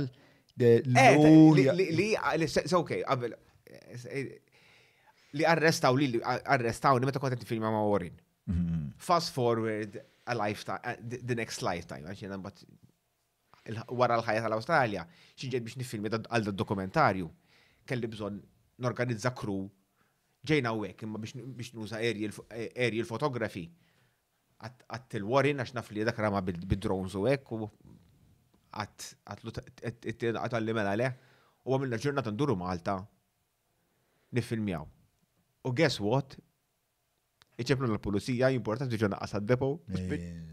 Għax konna nifilmjaw fi San Giuseppe fejn l-Istitut ta' San Giuseppe il-Ħamrun, dak faċċata mill-BOV, il-headquarters tal-BOV. U waħna peressi kollox gas down, kull ma kelli ġurnata miegħu u tajtu lista daqsix. Wasalna hemmhekk ipparkja dan fetaħ il-waravan tella drowx. Ippakjena u morna. Xi ħadd mill-bank rana, ħażeb li qed nagħmlu xi ħajst. ċeblu l-pulizija ċeblu l-dak kellna morru hemmhekk nagħmlu rapport, nispjegaw li nifilmjaw dokumentarju affarijiet. Għatlu Melbourne, għatlu għastem, mela. Darba li kollaboraw. Tini darba li kollaborajt, mija kont tini darba biex għandna l-pulizija. Kien fuq il-podcast, Warren? U kol, mela. Spiegalna spiex ta' l-avventuri u l-miz avventuri tijaw partikolarment ġewa l-Amazon, insomma, ta' l-affarijiet li għamil Malik. Isma, il-rebbieħa huma, ħabru rebbieħa, Daniel Kutajjar, Jesmond Dellul u Luke Borch Grek. Mela, jena f'xi epoka antika rrit nistaqsik fuq l-identità tiegħek bħala missier. Missier, stepfather. Inti stepfather ta' tifel li għandu kemm? 14 issa. Bħali eżatt. U daħal f'ħajti ta' 3 snin. Ġifieri l-11 sena. Meta għalaq fuq, ġifieri. U tiegħi 3 and a half kellu. Imma niftakar għask jitkellem ma kien għadda, tiegħi autist it-tifel. U ma kienx dam ħafna ma beda jitkellem. U mtnajd lek għandna bond inseparabbli. Però qabel ma ltqajt miegħu, kont taf li x'tixtieq isir missier? Naħseb kont qed inħoss li wasal iż-żmien li nissettilja minn dak li kont kelli job steady, kien għandi kif xtrajt dar. Allura naf li ħankun speċi meta tuħu mortgage jorbtok. Tibqa' tħallsu da. Għavolja jirnexxili minna u minnem xorta nivvjaġġa xi naqriet l-emmulaw, daqqa b'naqqa xogħol, daqqa. U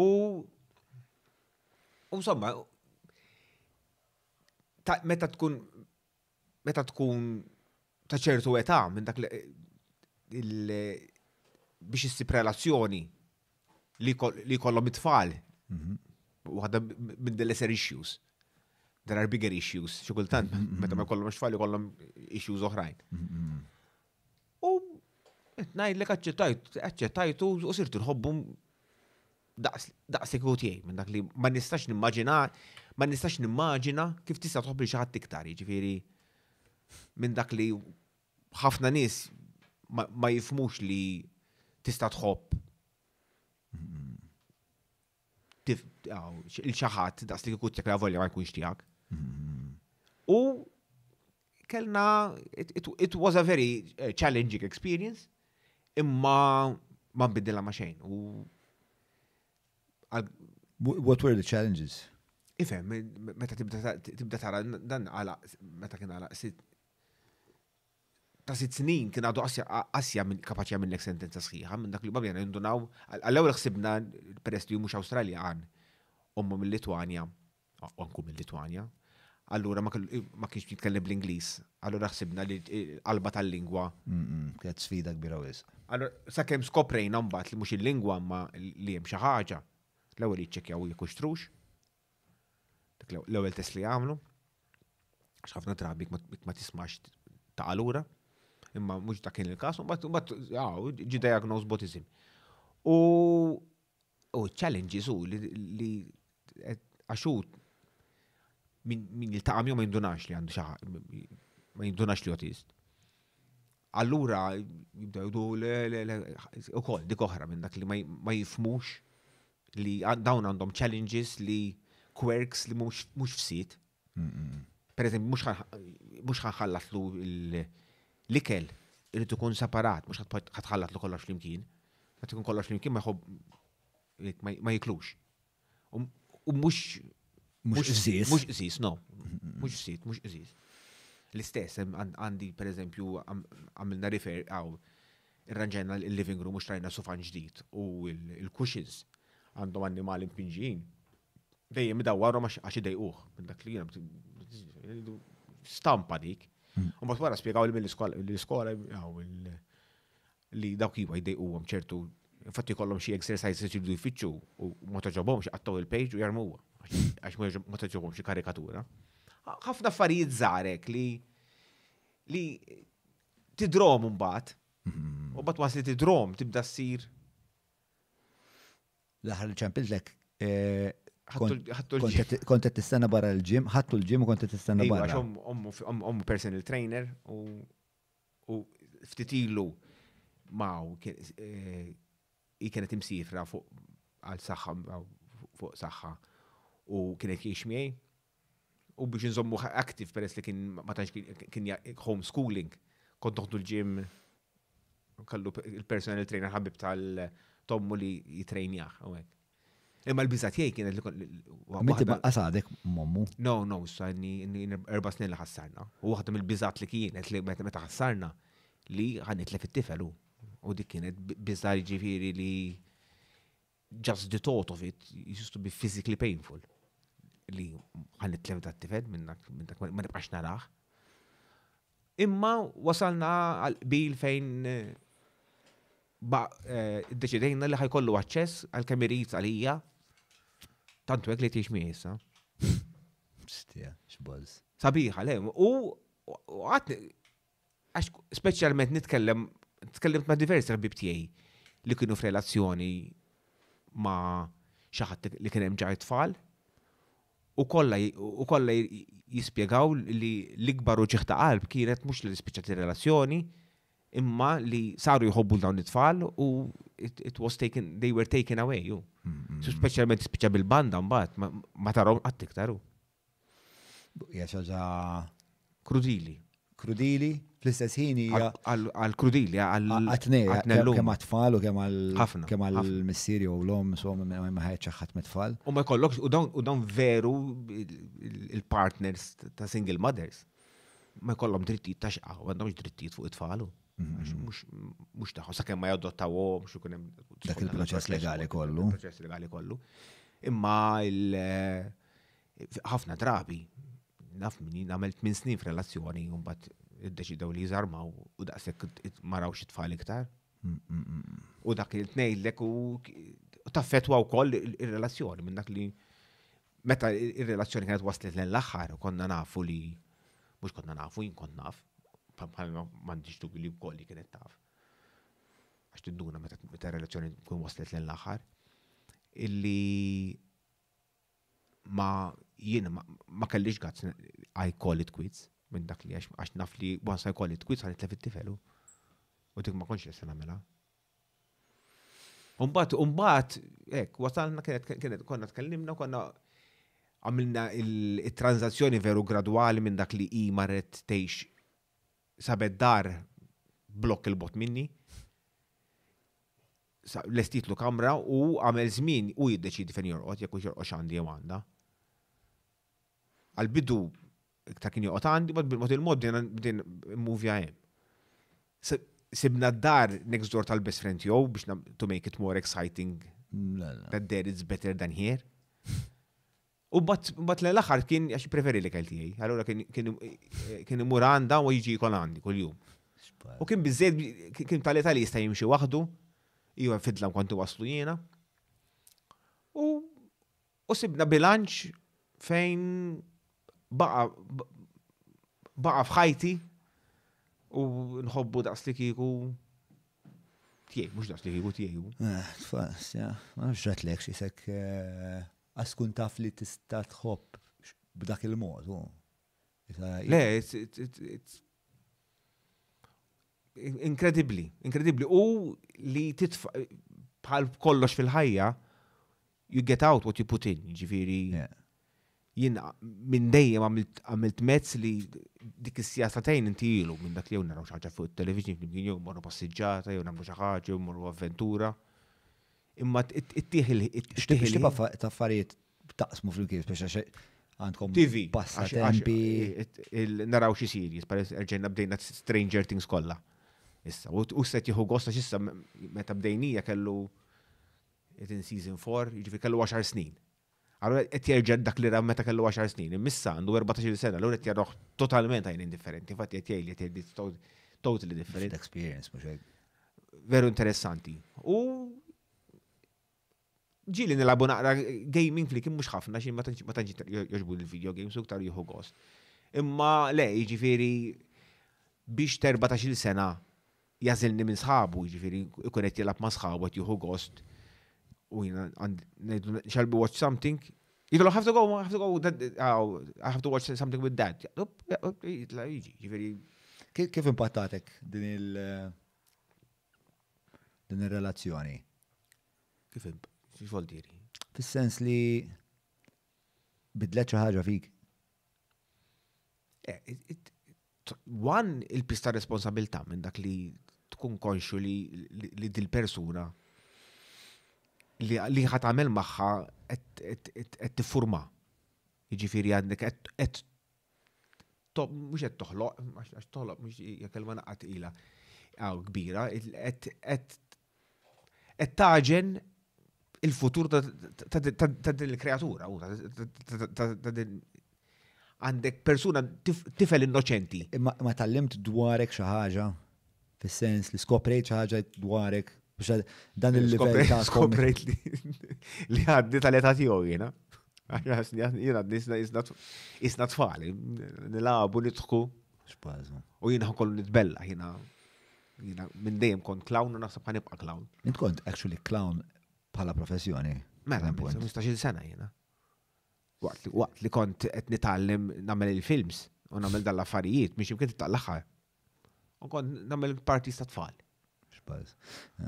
Mbagħad wara meta robt l-30 late 20s bdejt innaqqas mill-clowning u mbagħad bdiet nagħmel iktar entertainment tal-kbar, fire eating, fire throwing. Iktar kont nippreferi dawk għax clowning one is physical ħafna minn dak li inkollu taqa', inkollu titbella, it's physical taxing. U mbagħad issib it-tfal kisħin minn dak li jiġu jaħsbu li jistgħu jitnejku bik. Min jaf kemm il-darba waqqafċew sattuhom isma' naħu dak it-tifel minn hemm kellha ma komplix. Jkun qed jew kisa jew jkollu tipprova tagħmel magic trick u jiġi jfuttilek kollox. Yes. U kontu ħanna xew saru konna nagħmluha jiġifieri għandek innuendos ħafna l-kbar li jifhom il-kbar biss. Biex kull ta' trattament ta' tnej. U qed ngħidlek il-kbar bidmuh f'għajnejhom u tfal bidmuh jisħu mod ieħor ma jifhmux ikun qed jiġri. Għalfejn qed jisħu kbar. Darba niftakar din kellna 3 shows. Kellna 3 shows wara xulxin, 2 il-mellieħa u waħda ħalsafi. U meta kien ikolli jekk xi tlew shows kont nagħmel full makeup. Wiċċi kollu abjad bil-mnieħel aħmar u kollox. Għax dak qed ngħidlek kedda biex neħieħ il-makeup. Allura meta kien ikollna show wieħed konna nagħmlu naqra minn u kont inżomm għajnejja.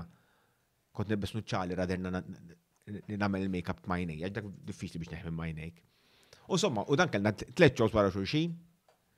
Jibdew xi satejn u mbagħad ieħor xi 6 u mbagħad ieħor xi 8 ħalsafi. U għamilna l-ewwel wieħed u bqajna bil-kostum għax kellna xi si oħra. U dan sieħbi kien għadu kif sar kaċċatur. Xtara s-sende ġab il-liċenzja, għalli għatlu, tlaqat ma sparajt center jiena, għalli tlaqna nisparaw. U badna s-center li b'sin ta' clowns. U morna tonni ta' ċantar. U jgħaddu zewġ turisti. Jaraw dawn iż-żewġ ti clowns bis-center jisparaw fuq il-bottijiet. U bad nistakar, ma sama minna show, bad morna ħalsafi, l-istess bil-kostum, għaddejjin u waqqafna kien roadblock, u waqqafna pulizija. U ħares lejna, għall-karnival għadda, għalli inti ċett tagħmel. Għatlu xi xogħol bħalek, se għatlu mhux ukoll bil-kostumi, jiena dan tiegħu dak tiegħek u f'għajdha. Saba umoristika. U bat morna ħalsafi bat kien waħda naqfija naqqa ta' mara fuq siġġu tal-plastik tandaħet. Konna nagħmlu sketch ta' Titanic. Tandaħet li nkisser is-siġġu bija waqgħet mal-arb tajjed waqfu ma xi jotluni. Ili ma jitħaqek s-srab dak il-mod li taqta nifsek u tkun ħatmut u taf li qed tirriskja ħajtek b'din id-daħqa. Ila tiġrila ħafna dik issja. Diffiċli anke m'għandniex nitħaqafna. Tax titilu tnajlek, meta waħda mill-aħħar affarijiet li rajt film u tnajdlek id-daħaq li tħaqt. Grimsby Brothers ta' Ma rajtux. Ta' min? ta' Sachin Cohen li għamel. Sacha Bora. Baron Cohen. U huwa il-fuq kollu ħuħ itmal tipo James Bond u ħuħ iż-żejr li baqa' d-dar għat ma ħareġ mill-villaġġ jħsibu fil-futbol affarijiet. Kunna għal-użer. X'ismu? The Grimsby Brothers, kemm bat ngħidlek il-humor it's wrong, it's very, very, very, very wrong. Għalhekk tħakt. Dark humor is. Ħanajdlek, it's a survival, jiena rajt il-dark, il-humor, ġifieri, jintant għamil programmi taqsim il-qalb, ġifieri bejn dan taqsim il-qalb, imma programmi li għamilt kemm xarraba nkun Bondi Plus kienu jkunu traumatiċi, ġifieri titkellem ma' nies li u il-mod kif tikkopja u li you look for to turn it into a joke. Bejniet, ġifieri to Coping mechanism. coping mechanism. Kalla you have to detach, kalla It takes a toll. Jinkont għamil dawk tal-istrina, għara, sa' 2005, għaxi meta kont nivjaġġa kon ġejt l-ura namil l-aħħar istrina li għamlu Where's Everybody, fi 2005, peress għamil ta' snin kollha ta' qabel. Niftakar kon ċemmilt il-Peppi għatlu isma, għatlu għat naħseb li nuħu break mill-holiday. U kon ġejt surprise għat-30th birthday tiegħi Malta. U għatlu kif nkun għawek namil l-istrina jek trid. Għalli bil-qalb kollha li tfidejk. U kont insifer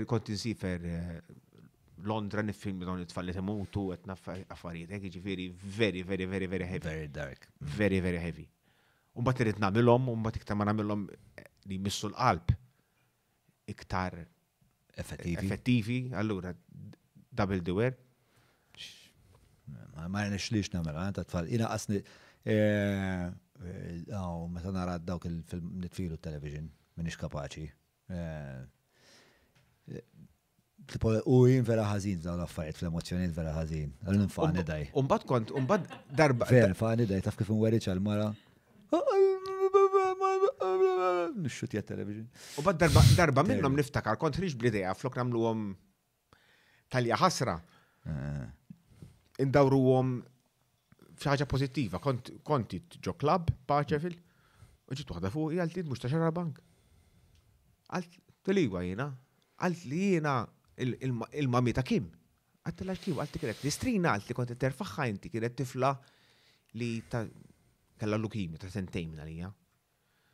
Kwala xara, kienet ġitu ma kienet veru babli t-tifla, u għet najd li kienet serqet il-qlub ta' kullħat, fatti kienet spiċċat fl-axħar Guido De Marco l-President jirfaħħa, ġbarna ħafna flus dik l-istrina, naħtu konna għadna miljon liri Maltin. Back then kienu ħafna.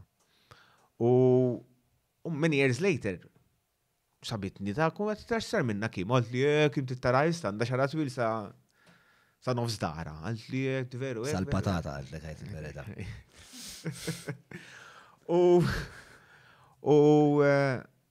Somma, niftakar kommartent, għatlu isma, il-tqajt ma' Om Kim. Għatlu jenġibu għatlu speċi għarra bis-saxħa tijak din flog nis fil-mizerja naraw. Fil-mizerja li ħafna li sfortunatament ħafna minnhom ikunu mietu wara ftit. Jew ikun għadhom kif mietu, itnajdlek u konna ġibni, kienet ġitu għagħad, again, kienet serqet l-istrina, malli kien jaħroġ il-klip taħħa, l-ewel kien jifqu t-telefon sa' ftit minuti, un-batet nejlek bombardament. Mela, men, isma, ħanadu għall-ħar sezzjoni tal-podcast li għal-patruni jistaqsu, miġjubelkom minn Hungry Hippie fej famużament l-lum John Ha, żewġ breakfasts, difila. Mela, l-għamma mistoqsija hija minn persona anono, mill-esperienza tijak tal-film, dak li tal-limt u l-tqajt miegħu, eccetera, x'inhu l-parir tijak għal nies li esperjenzaw abbuż ta' xi tip fil-preżent reċenti u x'inhu l-view tiegħek tal-Knisja bħalissa. Il-view tal-Knisja bżonn jekk forsi tal-abora fidejk. Le, il-parir tiegħi hu min jgħidlek tajt xejn għajt. U tkun mhux you would have broken a cycle u iktar ma tajda iktar ma tiftaħ qalbek ħalqek min inqas trauma. Għax jekk ma tiftaħx ħalqek, dak li jkun ħerġa jiġi abbużak. U ħerġa jiġi abbużak, u ħerġa jiġi abbużak. U kull darba li inti ma tajt xejn, isek zitt il-pis tal-balla li trid il-ġor, ħafna nies iġorruhom ħajjithom kollha. Meta taħdem dal-film, meta kienu telaw dawn l-erbaħwa li kienu telaw, kien hemm ieħor magħhom wieħed Malti li approċċja nieħ biex ikun fl-istorja dan għandu qrib 70 sena. Sija jibki fuq it-telefon li ma jistax jitkellem fuq il-biċċa xogħol. Jiġifieri hawn nies għadhom sa baqgħu sal-aħħar mhux kapaċi jitkellmu fuq il-biċċa tagħhom.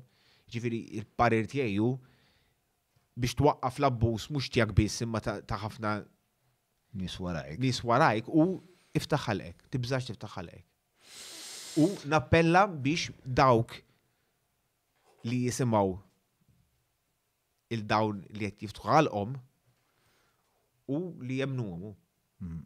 Speċjalment l-tfal.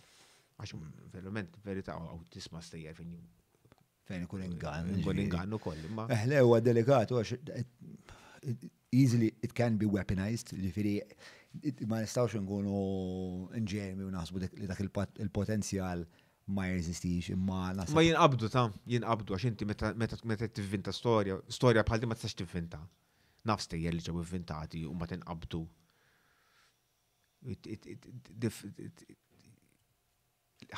Il-giddibhom ruqasir. Ġifieri eventwalment iżjed ħajtla fuq ġlien.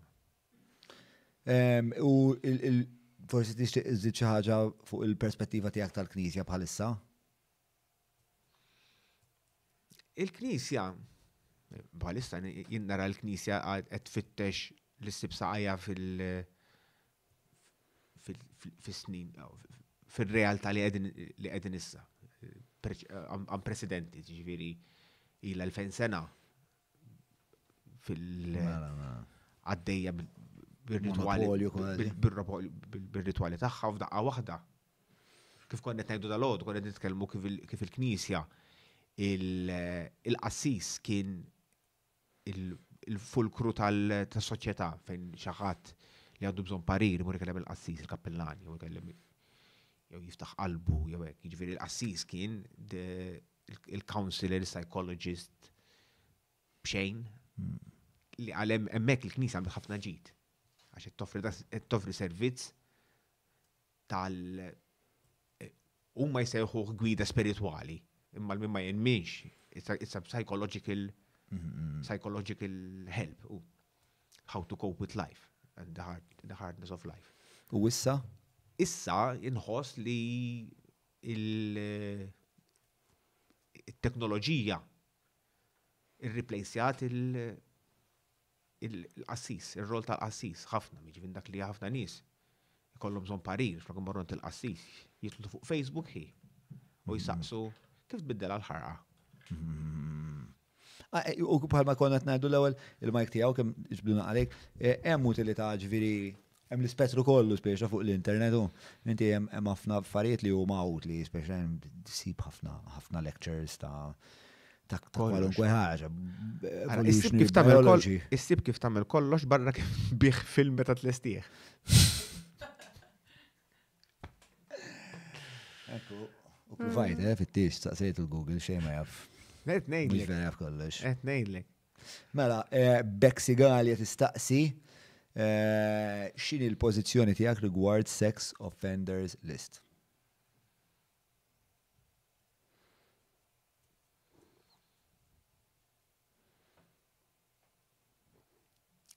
Ifhem. Il-realtà hi li ħafna drabi dawn in-nies kollhom they're serial offenders. Jiġifieri Ma għastab li għandi pozizjoni, minn dak li. Ma taħseb li għandu jkun hemm? Nemmen li xaħat jista' jkun hemm każijiet fejn xaħat jizbalja u ġenwinament ma jerġax jagħmel l-iżbal, jiġifieri dak in-nies m'għandhomx ikunu mċabsin għal ħajthom kollha. Jinnemmen fir-riforma. Biss mbagħad hemm ir-realtà li hemm nies li jagħmlu x'jagħmlu minn dak li mhux ħajbidlu. Forsi l-lista direttorju parametri li jkunu naqra iktar idiosinkratiċi spiex, ta' Issa l-Awstralja qegħdin jipproponu li jagħmlu domestic abuse offender list, ġifieri jekk inti raġel you can check if your partner has history of domestic abuse. Li interessanti wkoll. Li interessanti, ma nafx, ara, żgur li għandna problema li għadha ma saqajna dal-abbuż domestiku. Ma nafx hekk dik l-aħjar preskrizzjoni, però xi ħaġa li tisir ġifieri meta taqra dak il-mod fqir li ġi ġestit is-sitwazzjoni ta' Bernice, ir-rabja u l-oqda li kolli fl-istongu. Ir-realtà u ma nafx kif jaslu jiena, ma nafx kif jaslu. U anka kif iġġestew l-istituzzjonijiet. Insomma, mela, isma. Bro, ħanfakar waħda n-nies, whowouldyoutell.com biex ġibu l-biljetti. Il-premier se jkun nar il-ġimgħa li ġej ġewwa Leiden Cinema ġibda fis-7 għandkom welcome drink ukoll. Mbagħad il-podcast, il-podcast, mbagħad il-film, mbagħad wara l-film ħajkolli Q&A ma' Herman Greg tat-times. Ma' Herman? Għat li tal-għadu Herman. Kif inhu Herman? Alright, infatti wara l-tqajt miegħu biex nitkellem niddiskutu kif ħammexxu il-Q&A u fajtek. Bro, ir-risq vera kontent li kellna l-opportunità li nitkellmu f'daqshekk. Tuq ħanajdlek biex taqbdek diffiċli. Il-trik huwa li ssir patron tiġi fil-podcast. Tiġi fil-podcast. Fil-fatt l-lum kont qed nitkellem fuq kemm xogħol inħobbu ħafna u impenjati l-ħin kollu, però nixtieq li kolli inqas xogħol ħajkolli iktar ħin biex nikteb u anke biex niltaqa' man-nies u nissoċjalizza naqa' biex nesplora u nilab bidejat ġodda. Il-ħin tagħmlu intom minn dak li the famous list, priority list, dak li tkun at the bottom of the list. Stays at the bottom of the list. No, that goes away and you make your me time. Quality time. Ma mbagħad il-quality time imma l-familja. Which is importanti. Jiena ħafna waħda mill-affarijiet li qatt sejt nixbiddilti meta kellek it-tifel.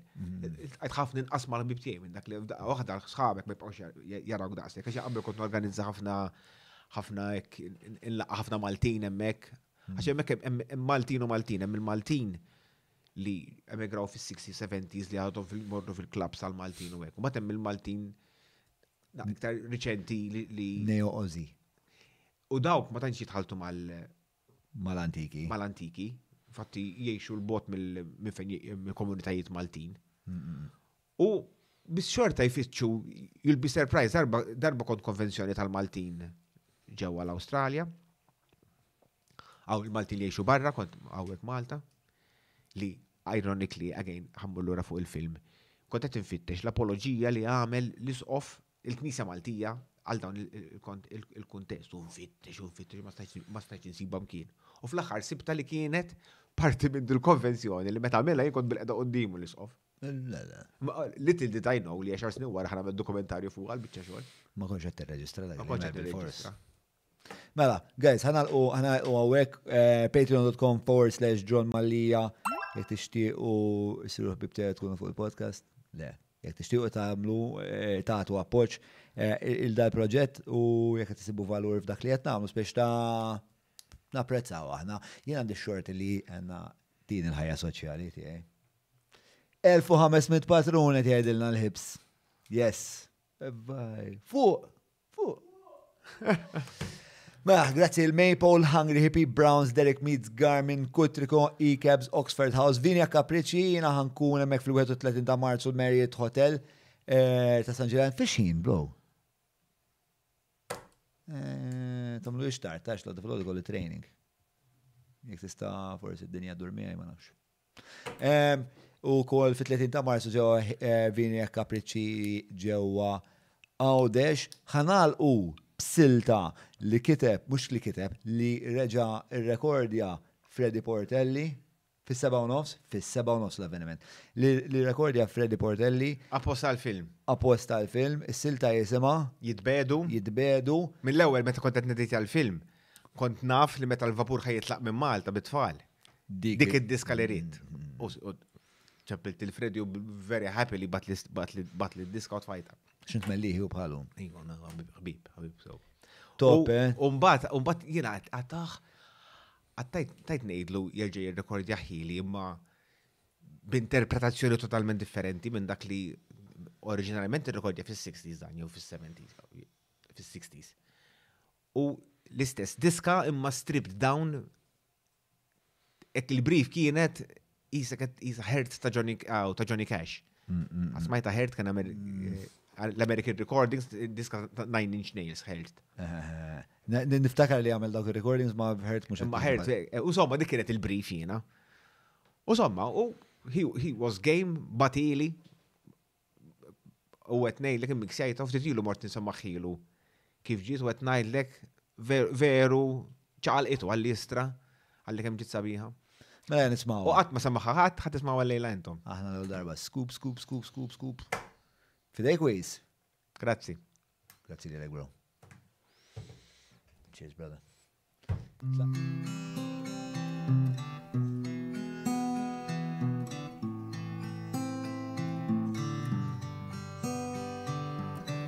Kif jinrad dak il-vapur jireġ bil-Maltin. Ħafna ħbib minn tiegħi issa dawn mill-port ħerġin. Qalbi inafset ridet inqasam kif bdew jitbedu minn dil-art.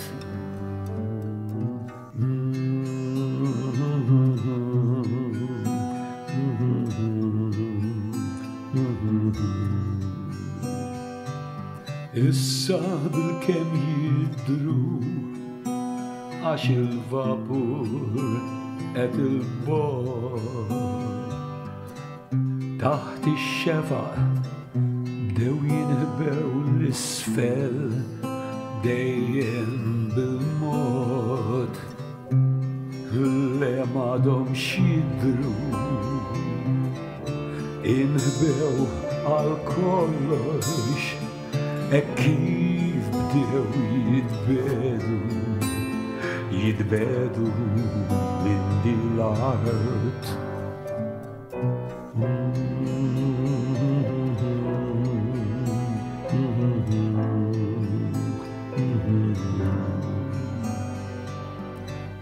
Min jaf kem ġrejna u kem ġranet għattajna fl-imkien. Iżda issa jien hawnhekk huma ma jidhru mkien. Mingħajr twelidhom qegħdin jibbedu hekk hu destin tagħhom jibbedu minn dil-art.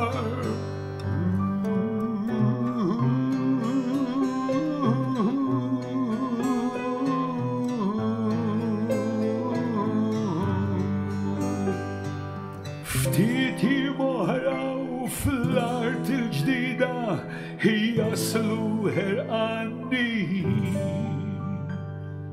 jabdu jadmu forsi kunu anke ferħani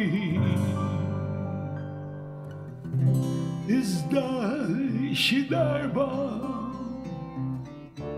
żgur li ftakru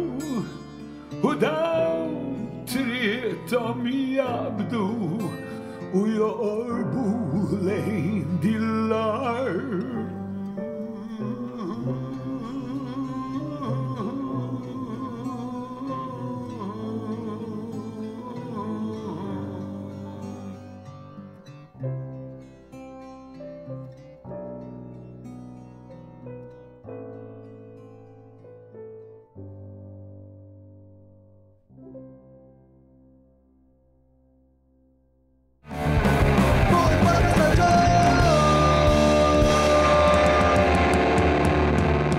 Mela, tlaqna?